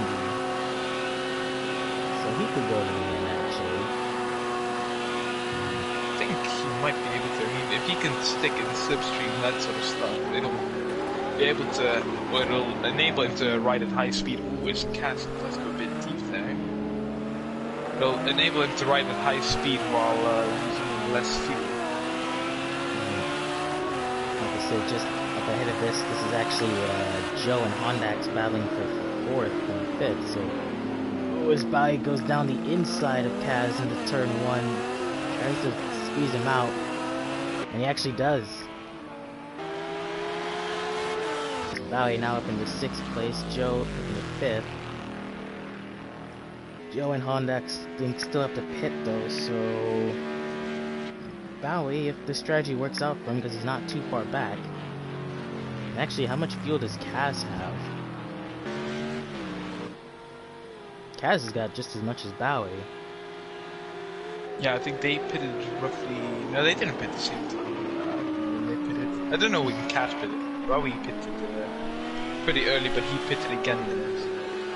So these two could actually be fighting for de facto 4th right now. Because Joe and Hondax both have to pit. Meanwhile, with the VSR though, since he and Kev, I want to say, pitted. Is there? Ooh, Kev. There's a wall there, buddy. Kev has to catch back up to Mike, so all these 3 are going to the end, but I think their strategies have kind of been messed with. So Joe and Hondax, if their strategy plays out, they obviously want to get out ahead of VSR.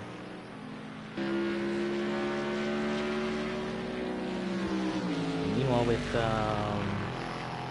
Flip, he has, I assume, 50?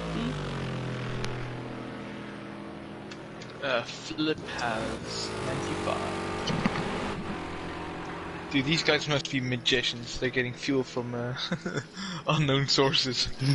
No, because...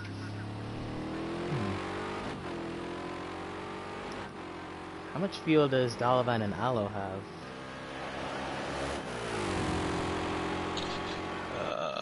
Aloe has 35 and Dalavan 55. That's right, because Flip was one of the last people to pit. Him and Bowie. And then I think Kev pitted... Yeah, because Kev pitted the last of anyone.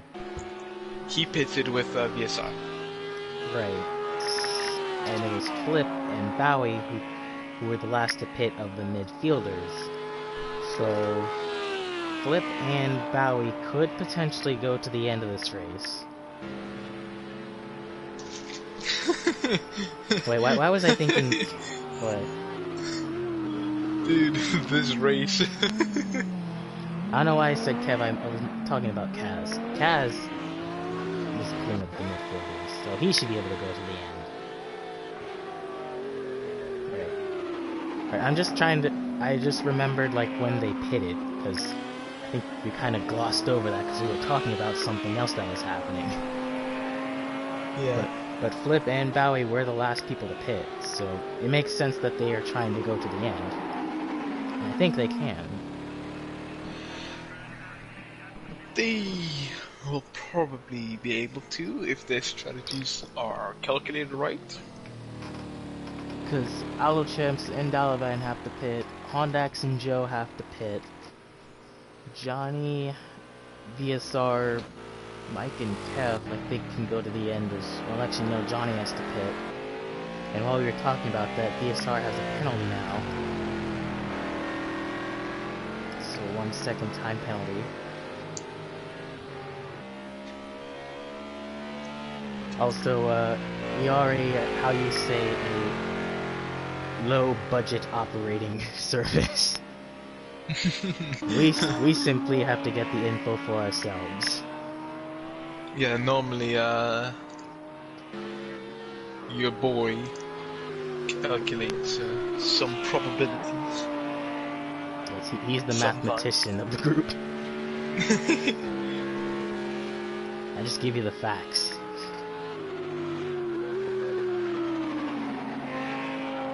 Yeah, you're our automotive genius. I don't consider myself. I'm the math boy. I don't consider myself an automotive genius. I just get in a car and expect it to work. No, didn't you invent DRS? How did I invent DRS? And what's the Mercedes thing that they put in their F1 cars? The DAS system. The DAS. Yeah, you invented that as well. Yes. They're the ones who told me that they put the DAS system in their cars. No, you knew secretly, but yeah, you just didn't want to say. I knew secretly. You knew secretly too. Well, then I guess it's not a secret anymore since you just told it on live TV. But, you know. Shh. The editors will remove that. Again, low budget. Do you really expect us to have to hire someone who can do that? Oh, whoops. We're not gonna talk of that. If anything, Jukebox, bless him, is the one who does all this crap for us. Yeah, Jukebox is actually pretty good with the video editing. So. There's your shout out of the day. If you want to thank anyone, go thank him.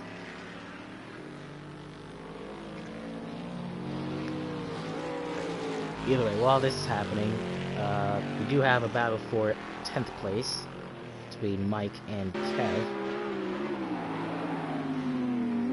Again, strange seeing the Mercedes. That was close. That was almost it. Yeah, Mike almost got him on the entrance, and then almost got him again when he tried to correct. I feel like every time we go on board an Audi, he's always dodging something.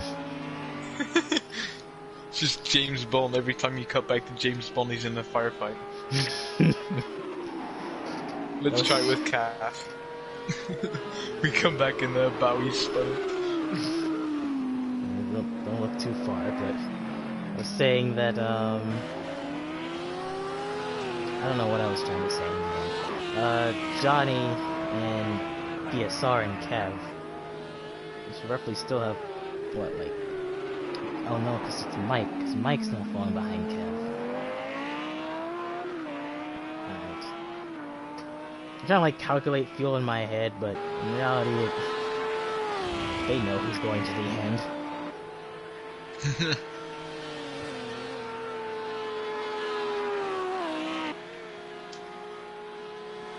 But, yeah, that was a pretty close call there by Kev and Mike, and it seems like Mike picked up a penalty. Don't think he got any damage, though. Yeah, just 1 second. So he'll continue on. GSR, though, he was likely trying to catch up with Johnny, who's roughly 5 seconds ahead of him. But if he does catch up, that would be for de facto 9th, or 8th now, excuse me. Actually just there up the straight.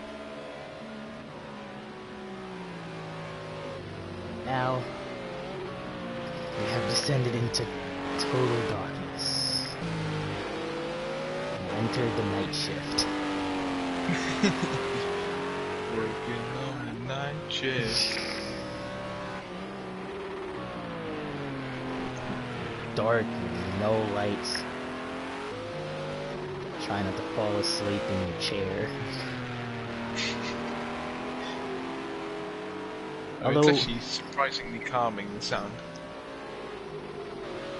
Well, we don't have our version of like an enhancer, so we're just gonna give you live unedited broadcasted footage of the Cadillac engine running.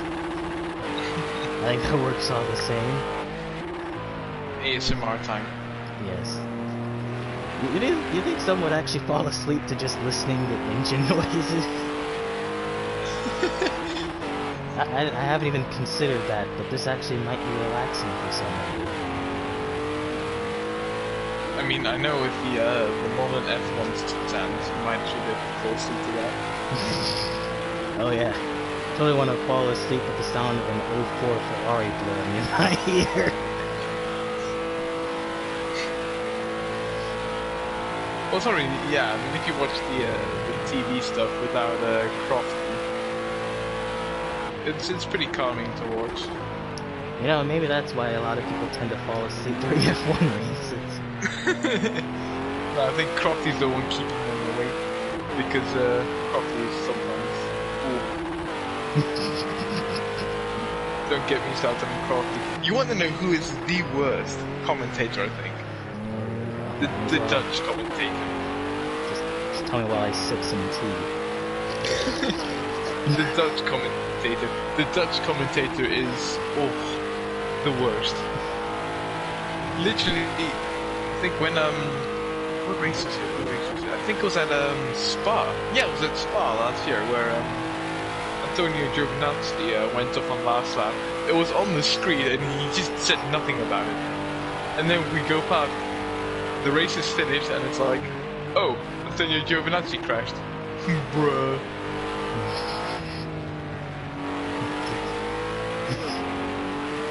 That's a bruh moment. Sounds like Dutch problems.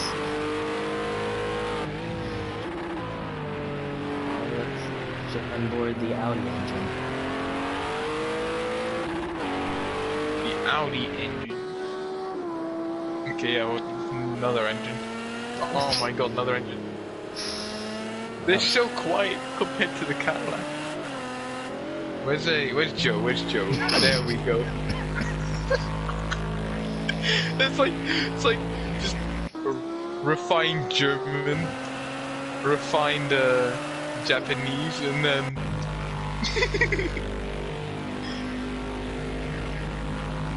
it's just British. it just sounds like it has to be like a Russian hard bass. I can hear the Tripolowski in the background. Oh hey, Honda exploded. Fitting with 24 liters left, actually. I don't know, I give up trying to follow these guys' strategy. Clearly he's going to the end, but I would have expected him to run the fuel out a little bit more than that.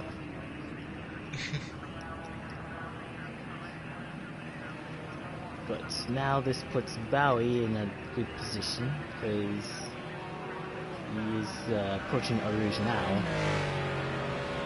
Next, we'll get overtaken by Johnny and BSR down the straight. Oh hey, we didn't list him in the third anymore. Alright, this is refined British. Then what do you call the Bentley? Bentley, I mean, what do you call Bentley? No, it's Indian now, isn't it? It's owned by Tata. Well, no, that's Jaguar. Never mind. All edit delete.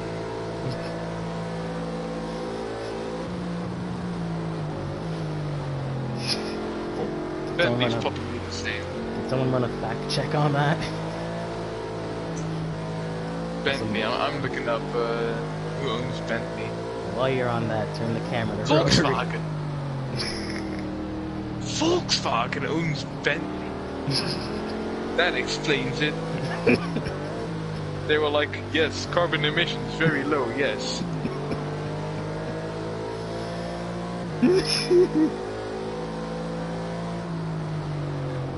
The FIA was like, how green is this car? It needs to come up to certain standards if it wants to participate. Very green, yes, very green. Look how green, look how green.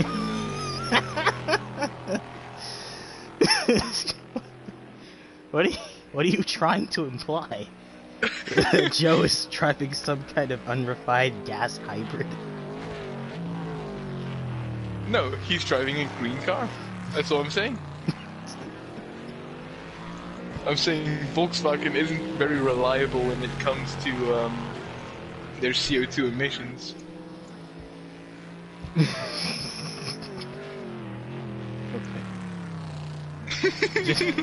Just turn it back on the rotary, there's a battle happening. Oh yes, whoops, sorry. How do you explain this green car? It's the Cadillac and it sounds good.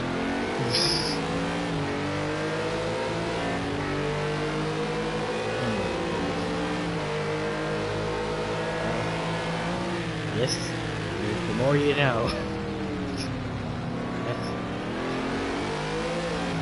Like, I don't think a lot of what he said is factually proven, but It is factually proven. you're suggesting that There was a whole news story earlier this decade about how VW was lying about their CO2 emissions. They actually got fined in a ton of countries for it.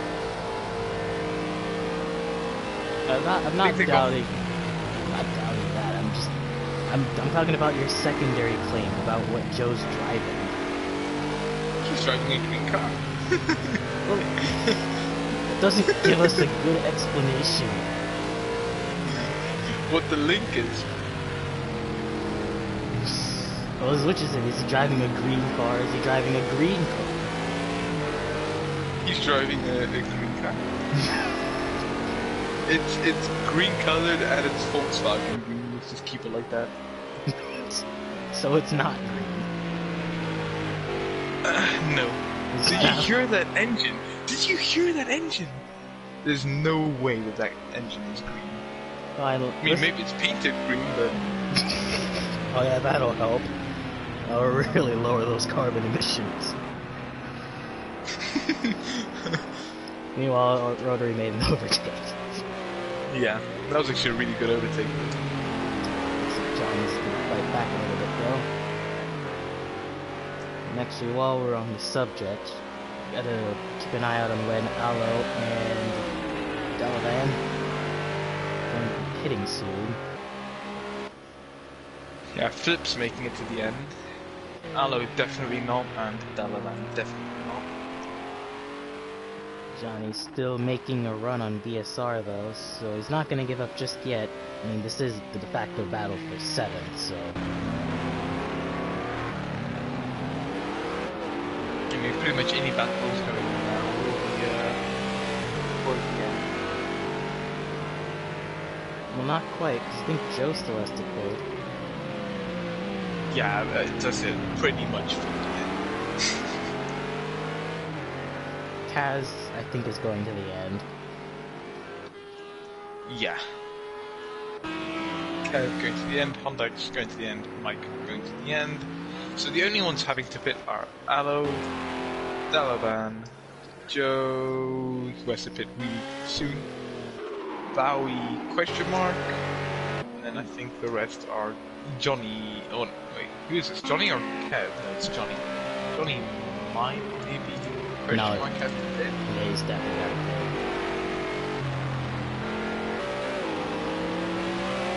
But actually, Bowie's used up a lot more fuel than I thought he did. He had as much fuel as Kaz. Yeah, he had run about exactly the same, so he's used 10 liters more than, but he has also been pulling away from Cass.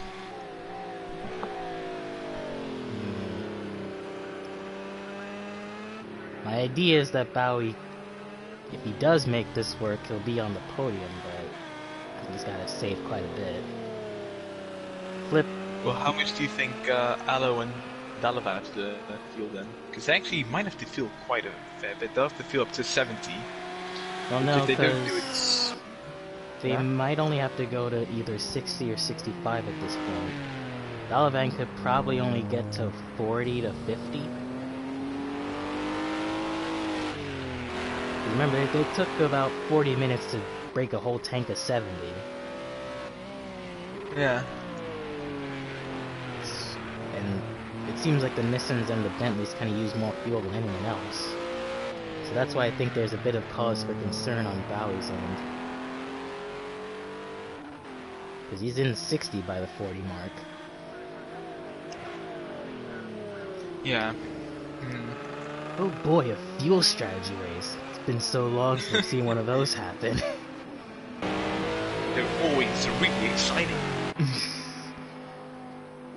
Meanwhile though, battle for 9th place between Hondax and Kev, who just can't seem to get away from each other. It's like they're magnets. See, more green cars. Are you saying there's some kind of green conspiracy now? Yes. Just gonna point out every green thing here. Wait, is Mercedes also owned by Volkswagen? Oh, here we go. Mercedes' parent organization, no, it's Daimler AG. Company I've never heard of. Let's see, who owns Audi? I think Audi... No, Audi's owned by... No. Yeah, Audi's owned by Volkswagen. I knew it. It's a green conspiracy. But didn't you just say the Audis is like one of the more refined engines? So... No. So which No, I is just said it sounded refined. No. Oh. I don't think that was contact, but yeah. No, I said it sounded refined. Doesn't mean that it is refined. So which is it? Is it the Bentley or the Audi? Both. How can it be both? They're two different manufacturers. No, they both owned by Volkswagen. What does that have And to you do know- with anything? Volkswagen, because Volkswagen owns them, they can say, okay, you know what we're gonna do? We're gonna lie, okay? You know who's even worse? Ferrari, because Ferrari, they use Audi or German engines, and then they just make the brochure. So they're like, you know, it has 600 horsepower, it has very quick, also very much torque. Can pull a small house. And the horses, yes, it has the horses in the back.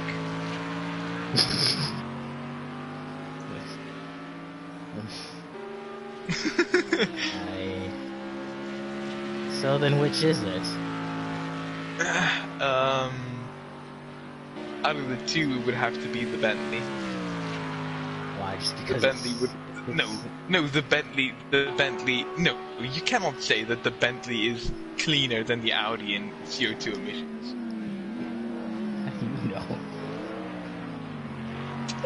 Okay, well, where's Joe? Where's Joe? He's getting out the Look blackboard. at the revs, It goes up to 6,700, okay? Now we go back to Cass. He goes to 8,000, okay? Which you would think uses more fuel, but it's a smaller engine. You sound like the science professor trying to crack a case conspiracy in front of his students. Okay, everyone get your tinfoil hats out. I don't think there's any rhyme or reason. I think it's just gearing. How do you explain that? No, because... No, Joe's car cannot physically go past 8,000 revs. It cannot.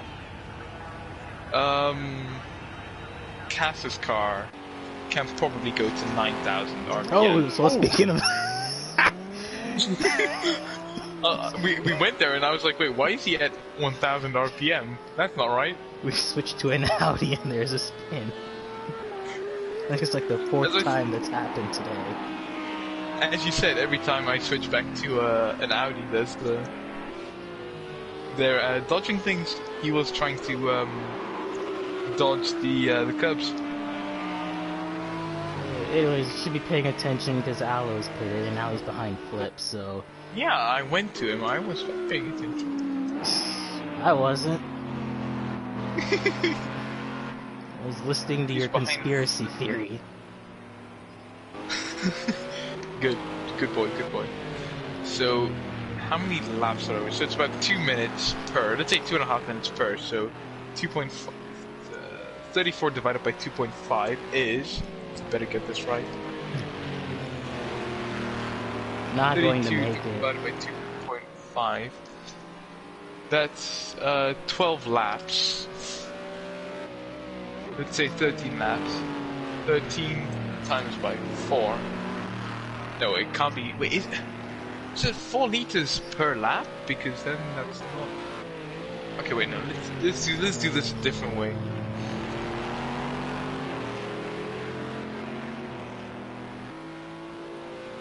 Meanwhile, I guess while we're on the topic, Bowie, BSR, and I think Kev picked up penalties. Okay, so either Bowie's gonna make it comfortably, or he's not gonna make it at all. That's what my calculations have said. Well, we've known that he's on the cusp, but like I said, he's been using more fuel than what he needs to be. Because everyone around him is on, okay, except for Johnny, everyone else is on 60 or above. So we go back to Kev, he was fighting Hondax. Oh yes, he is. Well, Hondex is fighting him. Hondax going around the outside, down the straight. Oh, I missed the corner again. Oh, Where'd he go? oh! that was a jump scare. Either way, while all that's been happening, it's like I said, Aloe did pit. So I think Flip is now de facto leader. Bowie, I think, will be third, because he's behind Aloe Chomps. VSR, I don't really know what's going on with him, to be honest. He's just trying to make his way back into this. Actually, Kaz and Johnny? Is that who's... Cass and Johnny? Yeah, Johnny's, they're together now, too. So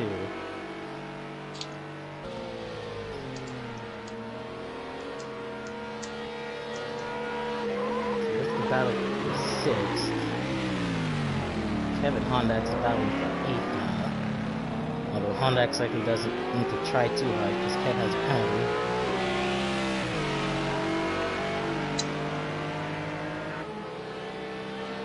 So yes, we're just about to reach the 30-minute mark, so now an hour and a half has already passed by and we're still in night.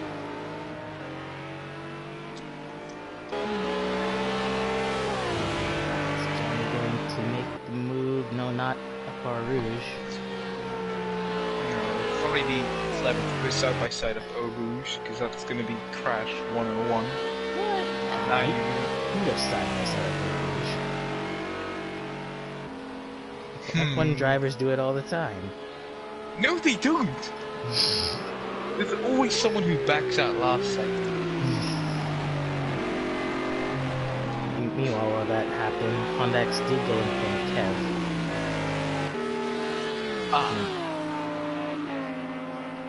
And Dalavan has decided to pit. So he wasn't going to make it. No. Well, look how much fuel he has now. Well, he'll need to take quite a bit, and Flip will get out in front of him. So this could actually be the first Ginetta win if... I'm gonna say nothing. It'll be the first Ginetta double podium, if anything. I think it's fine. I don't think we have anything to worry about at this point. It's half an hour, and what can happen in half an hour? You saw what happened in 10 minutes at Long Beach. You know what can happen in half an hour. Well, yes, but there's no one around them. The only thing that could screw them is the game itself.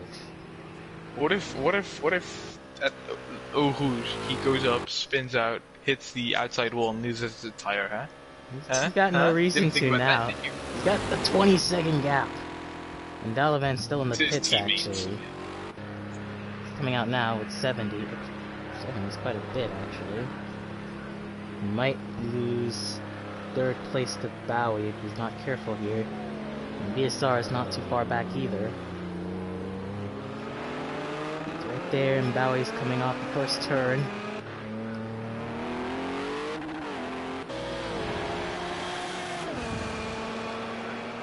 Have you looked in the chat for the stats?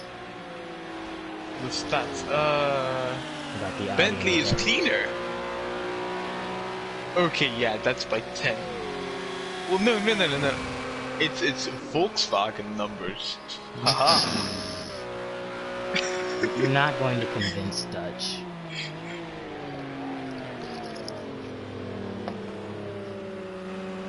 You're just not going to convince him. To be honest, I'm actually not surprised that the Bentley's cleaner. Because the Audi is sort of made more for racing, while Bentley's made more for sophistications. It surprises me that the Bentley is that loud. It's like buying a Maserati just because of how loud it is. Nobody buys a Maserati because of how they look. I mean, they look pretty good, but with the Maserati thing plastered all over it, like Maseratis with like a third of the Maserati stickers on it or whatever it is, like metal things all over it, look pretty good. Both lying. This has just been criticized the manufacturer of the episode, hasn't it? Yeah. I think the only reliable manufacturer is Aston, because they're not owned by anyone.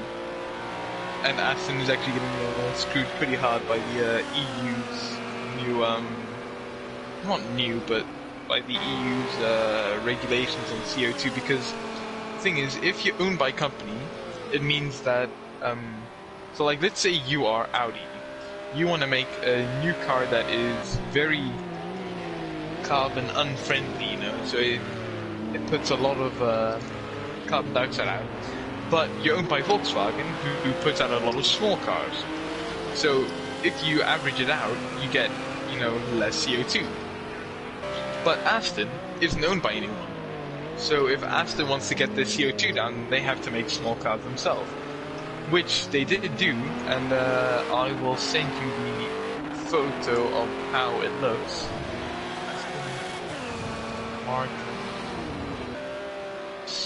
It's a city car, which tells you exactly what it is. The V8, this, I don't even want to try and pronounce the name. Looking at this will give you some kind of eye infection, I'm sure.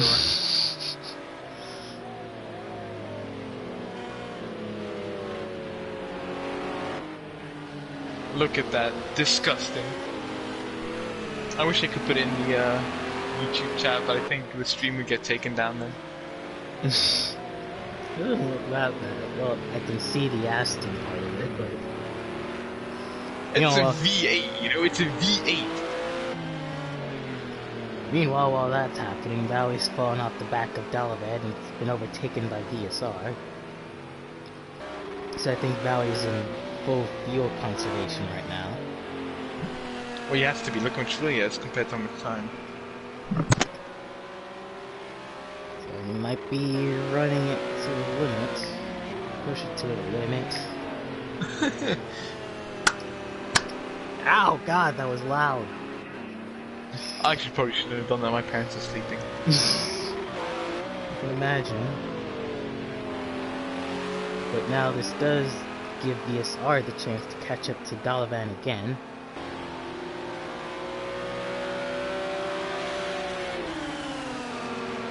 But while all that was happening, kind of unfortunate for Joe because he had to take quite a lot of fuel.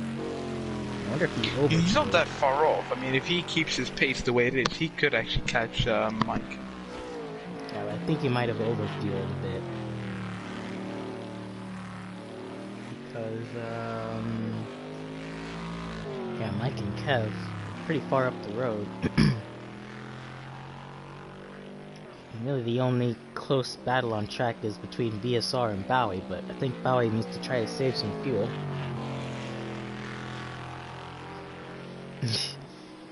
The Aston looks like a smart car on acid. That's what happens when you put a smart car as a race car. No, it's the problem with the system, because Aston Martin has to do stuff like this while Audi can keep... Audi, Ferrari, Lamborghini, all those companies, because they're owned by other companies, they can all just keep producing the cars they want to produce because, you know, they're owned by other companies who produce small cars. But Aston is not owned by anyone. They're a solo company. They're sort of screwed by that. Actually, I want to see if they still are free.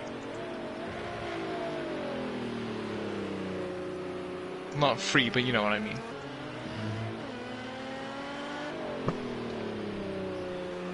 Yeah, they do not have a parent company. So, is Maserati owned by anyone? Yeah, parent organization Fiat. Well, the more you know. By the way, anyone in the chat, do you have a Fiat? And if you do you put Ferrari stickers on it? Are you saying Because that's you're the just... scum of the earth. Are you saying that's something Fiat drivers do? It actually is. Because they're like, oh, Fiats are made in the same factories as Ferraris. Which, one, no they're not.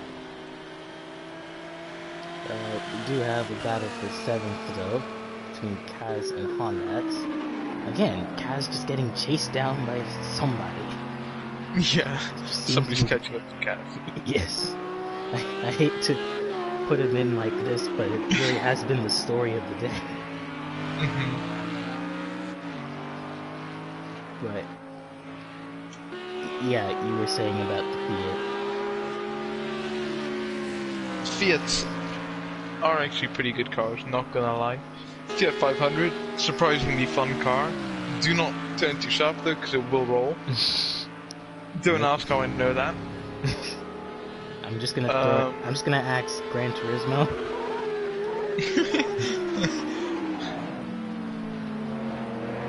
Yeah, they're pretty fun cars, the Fiat 500s. For the power it is, it's surprisingly quick. Jaguar XJ, pretty fun car as well, but I don't like Jaguars anymore because they're owned by Tata, and yeah, Tata is Tata, and it's a communications company meddling itself with cars.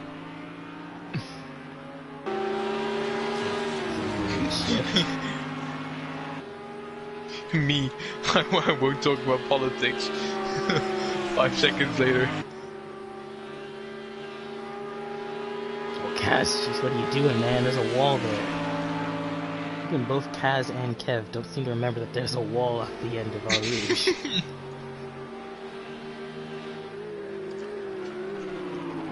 Kaz really close in the back of Hondax. Hondax, like the first time in a while, doesn't miss the corner. Shots fired at everyone. Hey, there's a sun in the background there, by the way, for anyone who's caring. Right now, it's 20 minutes to go. Or is this sun 30 minutes ago?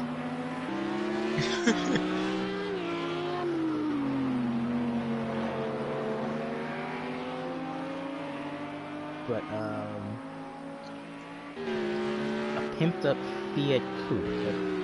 How do you pimp one of those up? The cheapest thing to do is, you stick a turbo on it and you make it look cool, I guess. No, if you pimp a car up, right, it can actually be pretty cool. But then you have the people who they slam it and they put a turbo on it, and then that's their pimped out ride. By the way, you know that show Pimp My Ride? Yes. It's a bunch of fraudsters. Sometimes they literally bought new cars.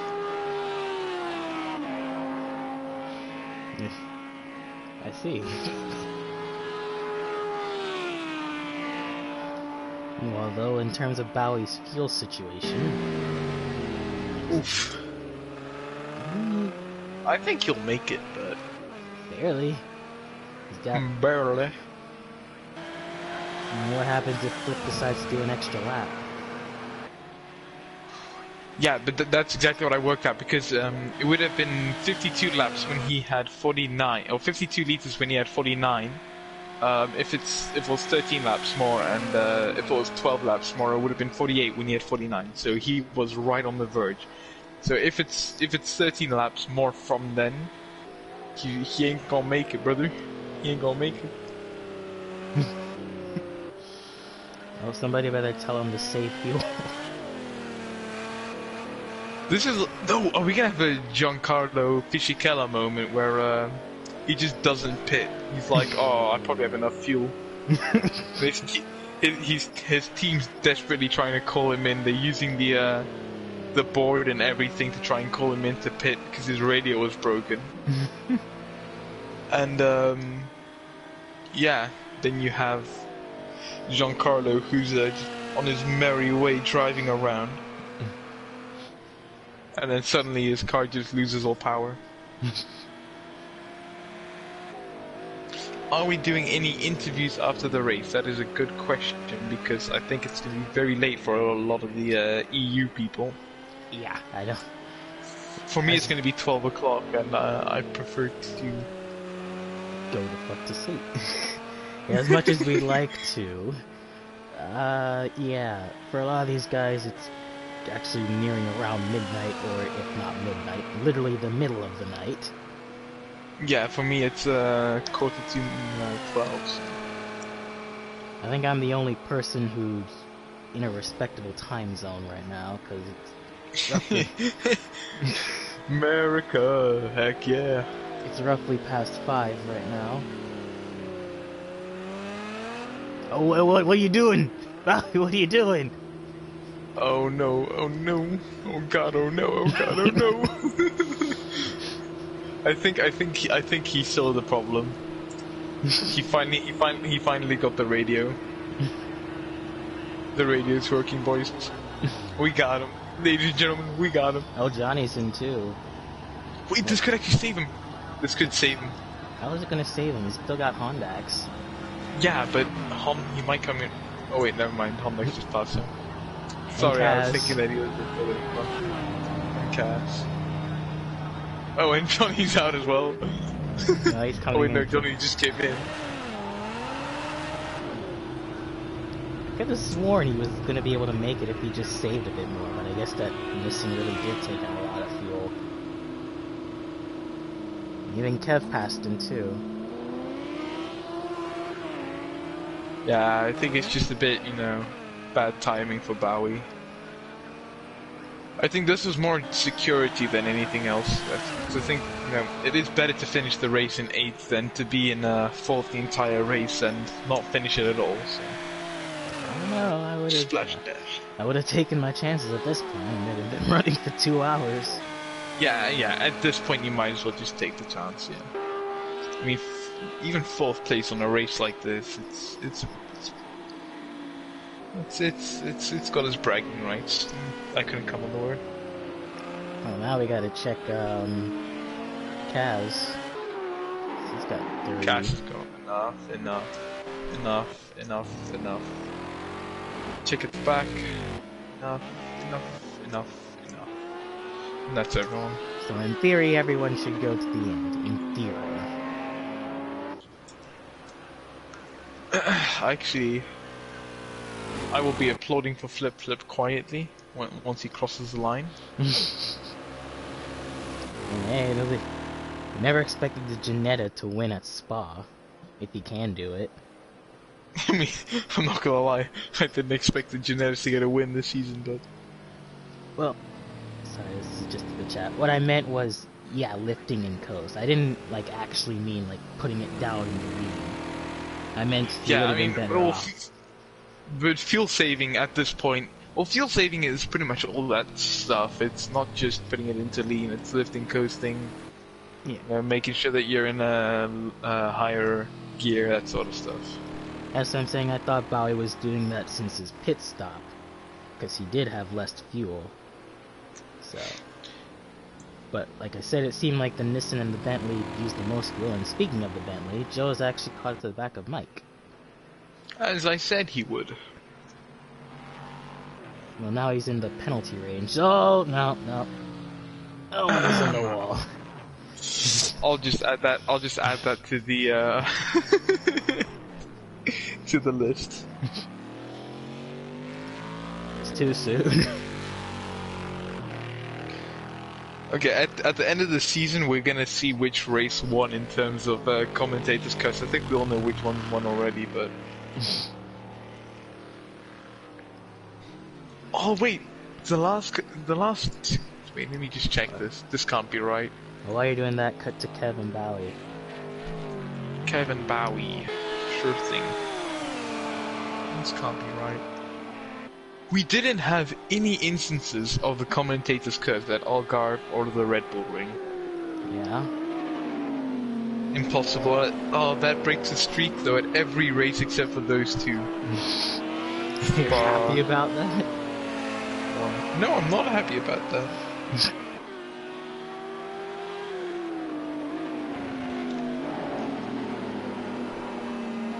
But yeah, and at Watkins Glen we didn't have anything. Sad. Bowie able to get around Cavs again. Kev. Right. It's been a long race. That is 100% true. Oh, and Kev. Oh, Kev, where you going, man? That is hard into the wall. That's a Giovinazzi move right there. He must have had something come loose on his wheel because he went straight off. Does he have... Did he hit the wall though? That's the question, because the front of his car still looks good. He hit the wall on the left side. But how hard? That is the question. I don't know how... He doesn't seem to have any damage, his lights are still on. I don't know how fast do you go through Puan. Oh, it's almost full speed, so... Well, that's how hard he hit the wall. Well, I mean, he was on the brakes for a long time though, so... Looks like he's... Oh, we'll see soon enough. Yeah, looks like if the he has car's, any damage. Still okay.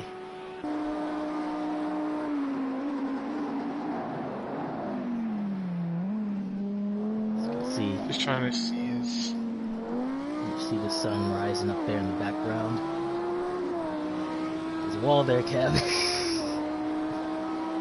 Trying to see if he has suspension damage. It doesn't look like it. No, like you said, I don't think he got any damage at the front, so he might have just barely escaped without damaging anything too major. Which he'll be very lucky for, so... Oh, jeez. Oh, Kev. That's his lights out. Oh, that's probably just, yeah. That was... oof. Well, so the Audis have been giving us a lot to watch today. If it doesn't pick the pace back up, it could be at risk of losing to Johnny. Actually, let's take a look at the penalties one last time. So Johnny has 3 seconds, Kev only has 2, so he's got a buffer there. Actually, while we're looking at it, Lip has slowed down a little bit, so maybe he's starting to save just enough. He's got 25 liters left. Scott Clark, I've already checked for suspension damage. I don't think he has any. I think he's gotten off Scott clean from that. Oh wait, no, I actually didn't even mean to make that pun.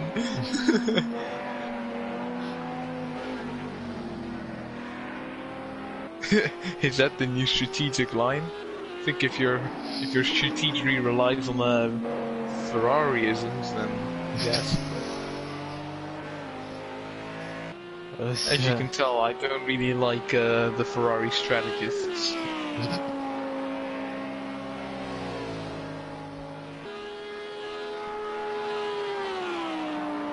But yeah, everyone's definitely trying to vie their way to the end now. Just less than 10 minutes as the sun starts to rise in what has been an undoubtedly long race, but it feels like it's really flown by. Actually, it surprisingly has. We've had a surprising amount of things to talk about. From the color green to Volkswagen and being green, to what? Oh yeah, other people's long races. Dual strategy. If people are gonna make it or not. Dude, this honestly feels like it's been a lot longer, but a lot shorter at the same time. True. Kev, there's a wall. Oh my... Time. Wait, okay. We're gonna stick on board with Kevin. If he does exactly the same wall, I'm gonna switch to cockpit to see what he sees. Oh no, it's a bumper. To see how close he gets to that wall. I'm just afraid that one of these times it's not going to miss it. And all the time that he's losing keeps going to Johnny. He's off. And he's off. Fantastic spin. Trying to make a Murray. Oh, he's got something wrong. It's Johnny just waltzes on by. Let's check this here. I don't think there's anything wrong with the car. I think something is upset in the balance of... Because remember how he went off here? So there must be something off with his wheel. Oh no, he's got suspension damage. The way he spun there almost. He had to counter steer there. And I think it's... Yeah, you see, he's having to correct a little bit to the left. He has suspension damage, I think. So, I think... Because on the left-hand corners, he is struggling a little bit with grip, it seems. So I don't mean to alarm anyone, but with this slowing down quite substantially. Gap is now roughly 16 seconds. I think it might be purposeful just to make sure he doesn't make any mistakes. Right. Because, you know, to make a mistake now when you're so close to pretty much the first Janetta victory. And 1-2. Scott, no, we did not say that word in any stage of tonight's proceedings. So that's a victory for us. Yeah. Oh, well, let's go on board Kev. Oh yes, oh yes, oh yes, oh yes, oh yes, oh yes, oh yes. He's still battling Johnny.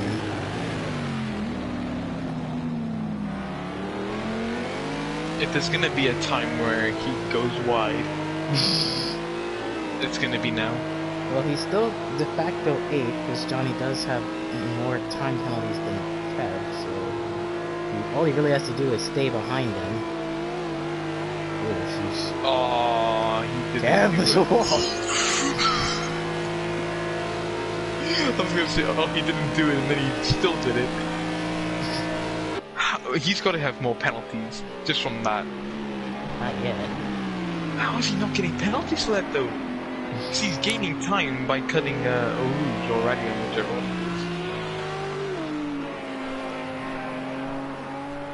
it is. He's losing time all through here. Ooh, Kev on the grass now. No, I think something's shaking him up. Yeah, as I said, something's shaking him up and he's not losing it. Formula drift. I don't think this is the right time to be practicing your drift work. Yeah, either it's something on his end of his sim rig or, you know. I mean, I don't know what steering wheel he has, but I know some steering wheels do sometimes auto-recalibrate themselves weirdly. Meanwhile, though, Kaz and Bowie are fighting for the last 6th. I think it might be the suspension damage, because on the right-hand corners, it's almost turning in too well for his rear tires, and the left-handers he seems to get a bit more understeer. Right, sorry, I was saying that Kaz and Bowie are now going at it for 6th. So, once again, Miss Sunshine to overtake Bowie, or Kaz. If there had to been drivers been overtaken so many times today, it would have had to have been Kaz. Well, he can redeem himself if he holds off Bowie right here. Oh no! He did it! Oh no! What? He actually did what I feared! What happened? He hit the His wall car went on glitch. its side! The car went on its side! Did I see that right? Yes. He actually... Wait, I have to see this. And just like that, Kaz is out of this race. With 5 minutes to go. Wait, where did that happen though? What do you mean, where did it happen? It happened after turn 1. Oh, okay, now I was quickly looking back on the stream. I wasn't looking at the screen for a second and I missed it. Oh, that is rough. That is rough for him. Whereas Dalavan, ooh, this could actually have really serious. This race could pretty much decide the season in Dalavan's favor because Johnny is far back. Cass is out of the race. Happened so quickly. I thought he was getting too close to the wall, and then he hit it. He got too pressured by Bowie to try to make our Rouge as wide as possible.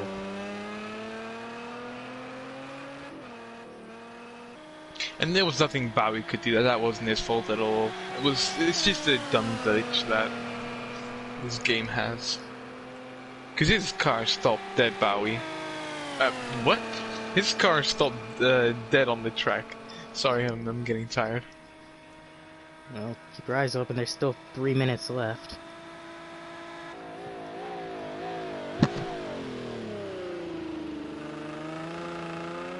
Bowie's...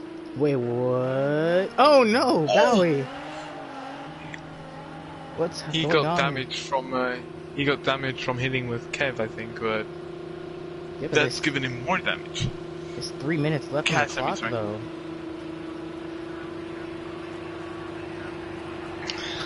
So this means Johnny will get back into 6th place, which is more championship implications.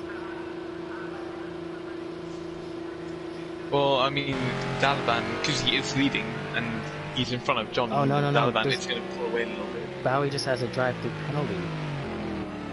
For what? Oh, for contact, maybe? For heavy contact.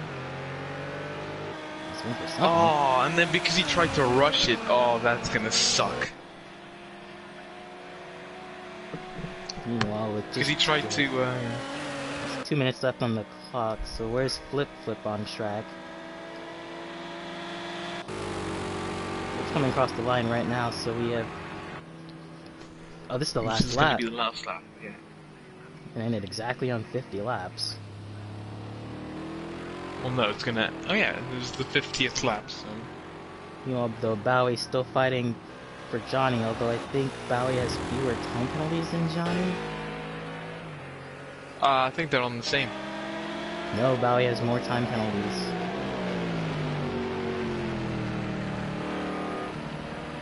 So Johnny just needs to stay behind Bowie, and he'll get 6th. Yeah, Scott, I think it was a drive-through, so there was nothing he could have done. If he'd stayed out, he would have gotten disqualified, and yes, the stewards would probably have given him position back, but... Mike is in the pits now too, so Joe gets up in the 9th. Wonder what he's pitting for. Joe got in front of him before, so I think it's damage, but I don't know. I mean, at this point, it's... Well, Carrion cut back to Bowie then, because Johnny... This is championship... There's championship implications between Bowie and Johnny. Oh, yes. Oh, Johnny on the back of him, though. He doesn't need to force the issue. I mean, he must know how much penalties he has, because it does say at the top left for you how much time penalty he has.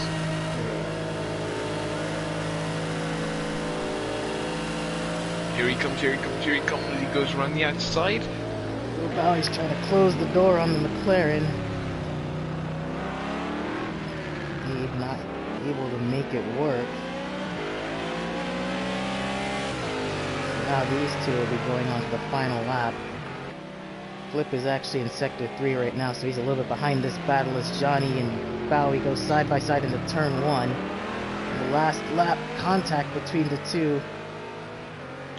He's quickly gonna flip over to Flip, see where he is.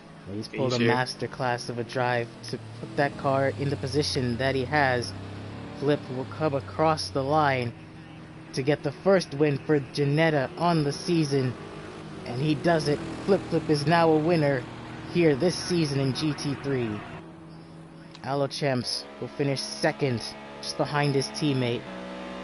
Dalavan and BSR will come up 3rd and 4th.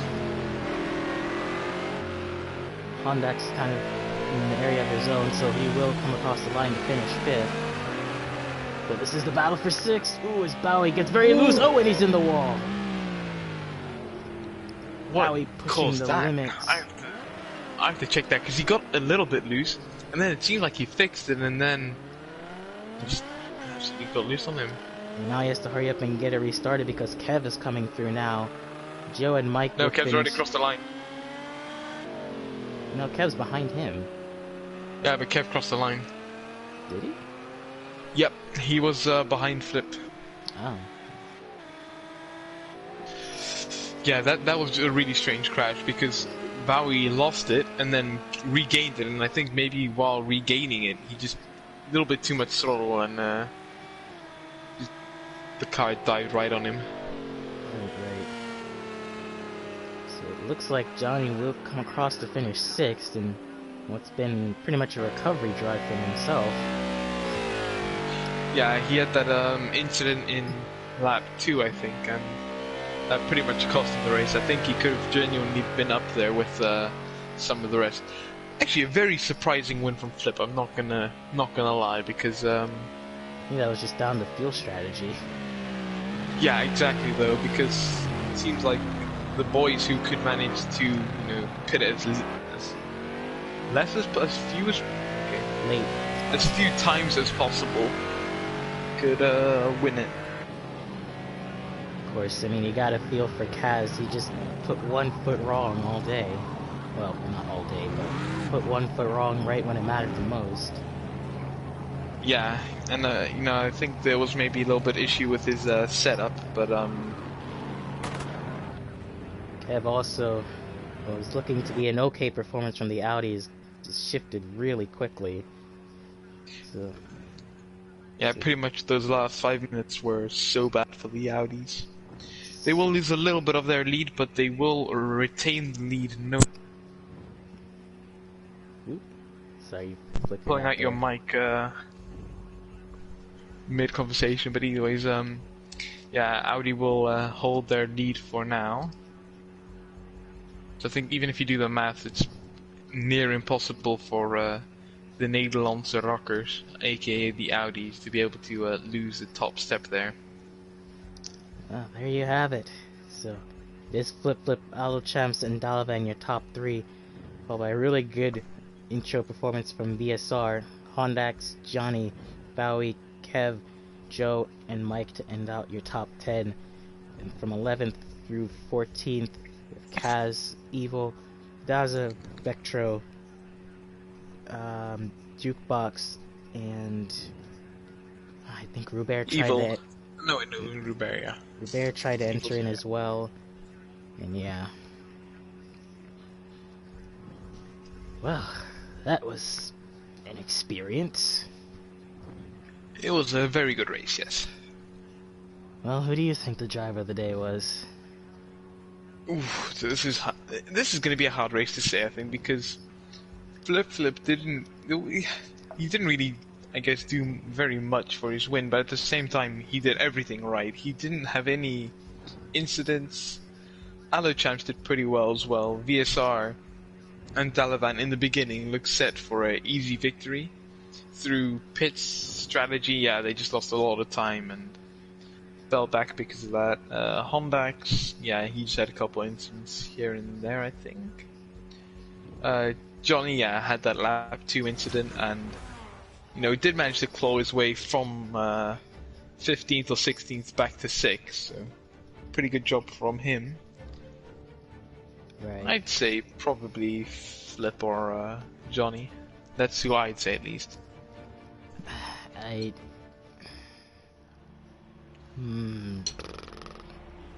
Yeah, like you said, there were a lot. I'd probably have to go with Flip. I mean, he pulled off the one stop when no one else could, so I think that pretty much deserves driver of the day for me.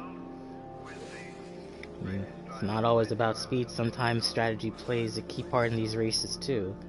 And I think we saw a lot of that today. Yeah, I mean, whether it was luck or planned, it doesn't really matter. At the end of the day, when it mattered pretty much at the biggest race of the calendar, he did pull it off, so. Make the time too, because this win, I mean, Dalavan may have only been 3rd, but Johnny, I think, definitely lost a few in terms of championship points, but he should be able to continue on. So, yeah. So, thank you for joining us. I know there were quite a few issues at the start, but we're glad to have brought you this race in its full presentation uninterrupted. There were highs, there were lows, but at the end of the day, one man stood on top of the podium, and it was Flip Flip. Of course, congratulations to all of those who finished and all of those who tried their best to finish as well. And of course, we give our great thanks to those who have joined us here during these trying times. Obviously, you, the fans, make us what we are, and what we are is Gavra Racing. So, join us next week when the GT3 season continues. I have been Cypher Knight 77. I've been Dutch Musa. And we'll be back next week for more GT3 racing action. And so, keep tuned, and we'll see you guys next week.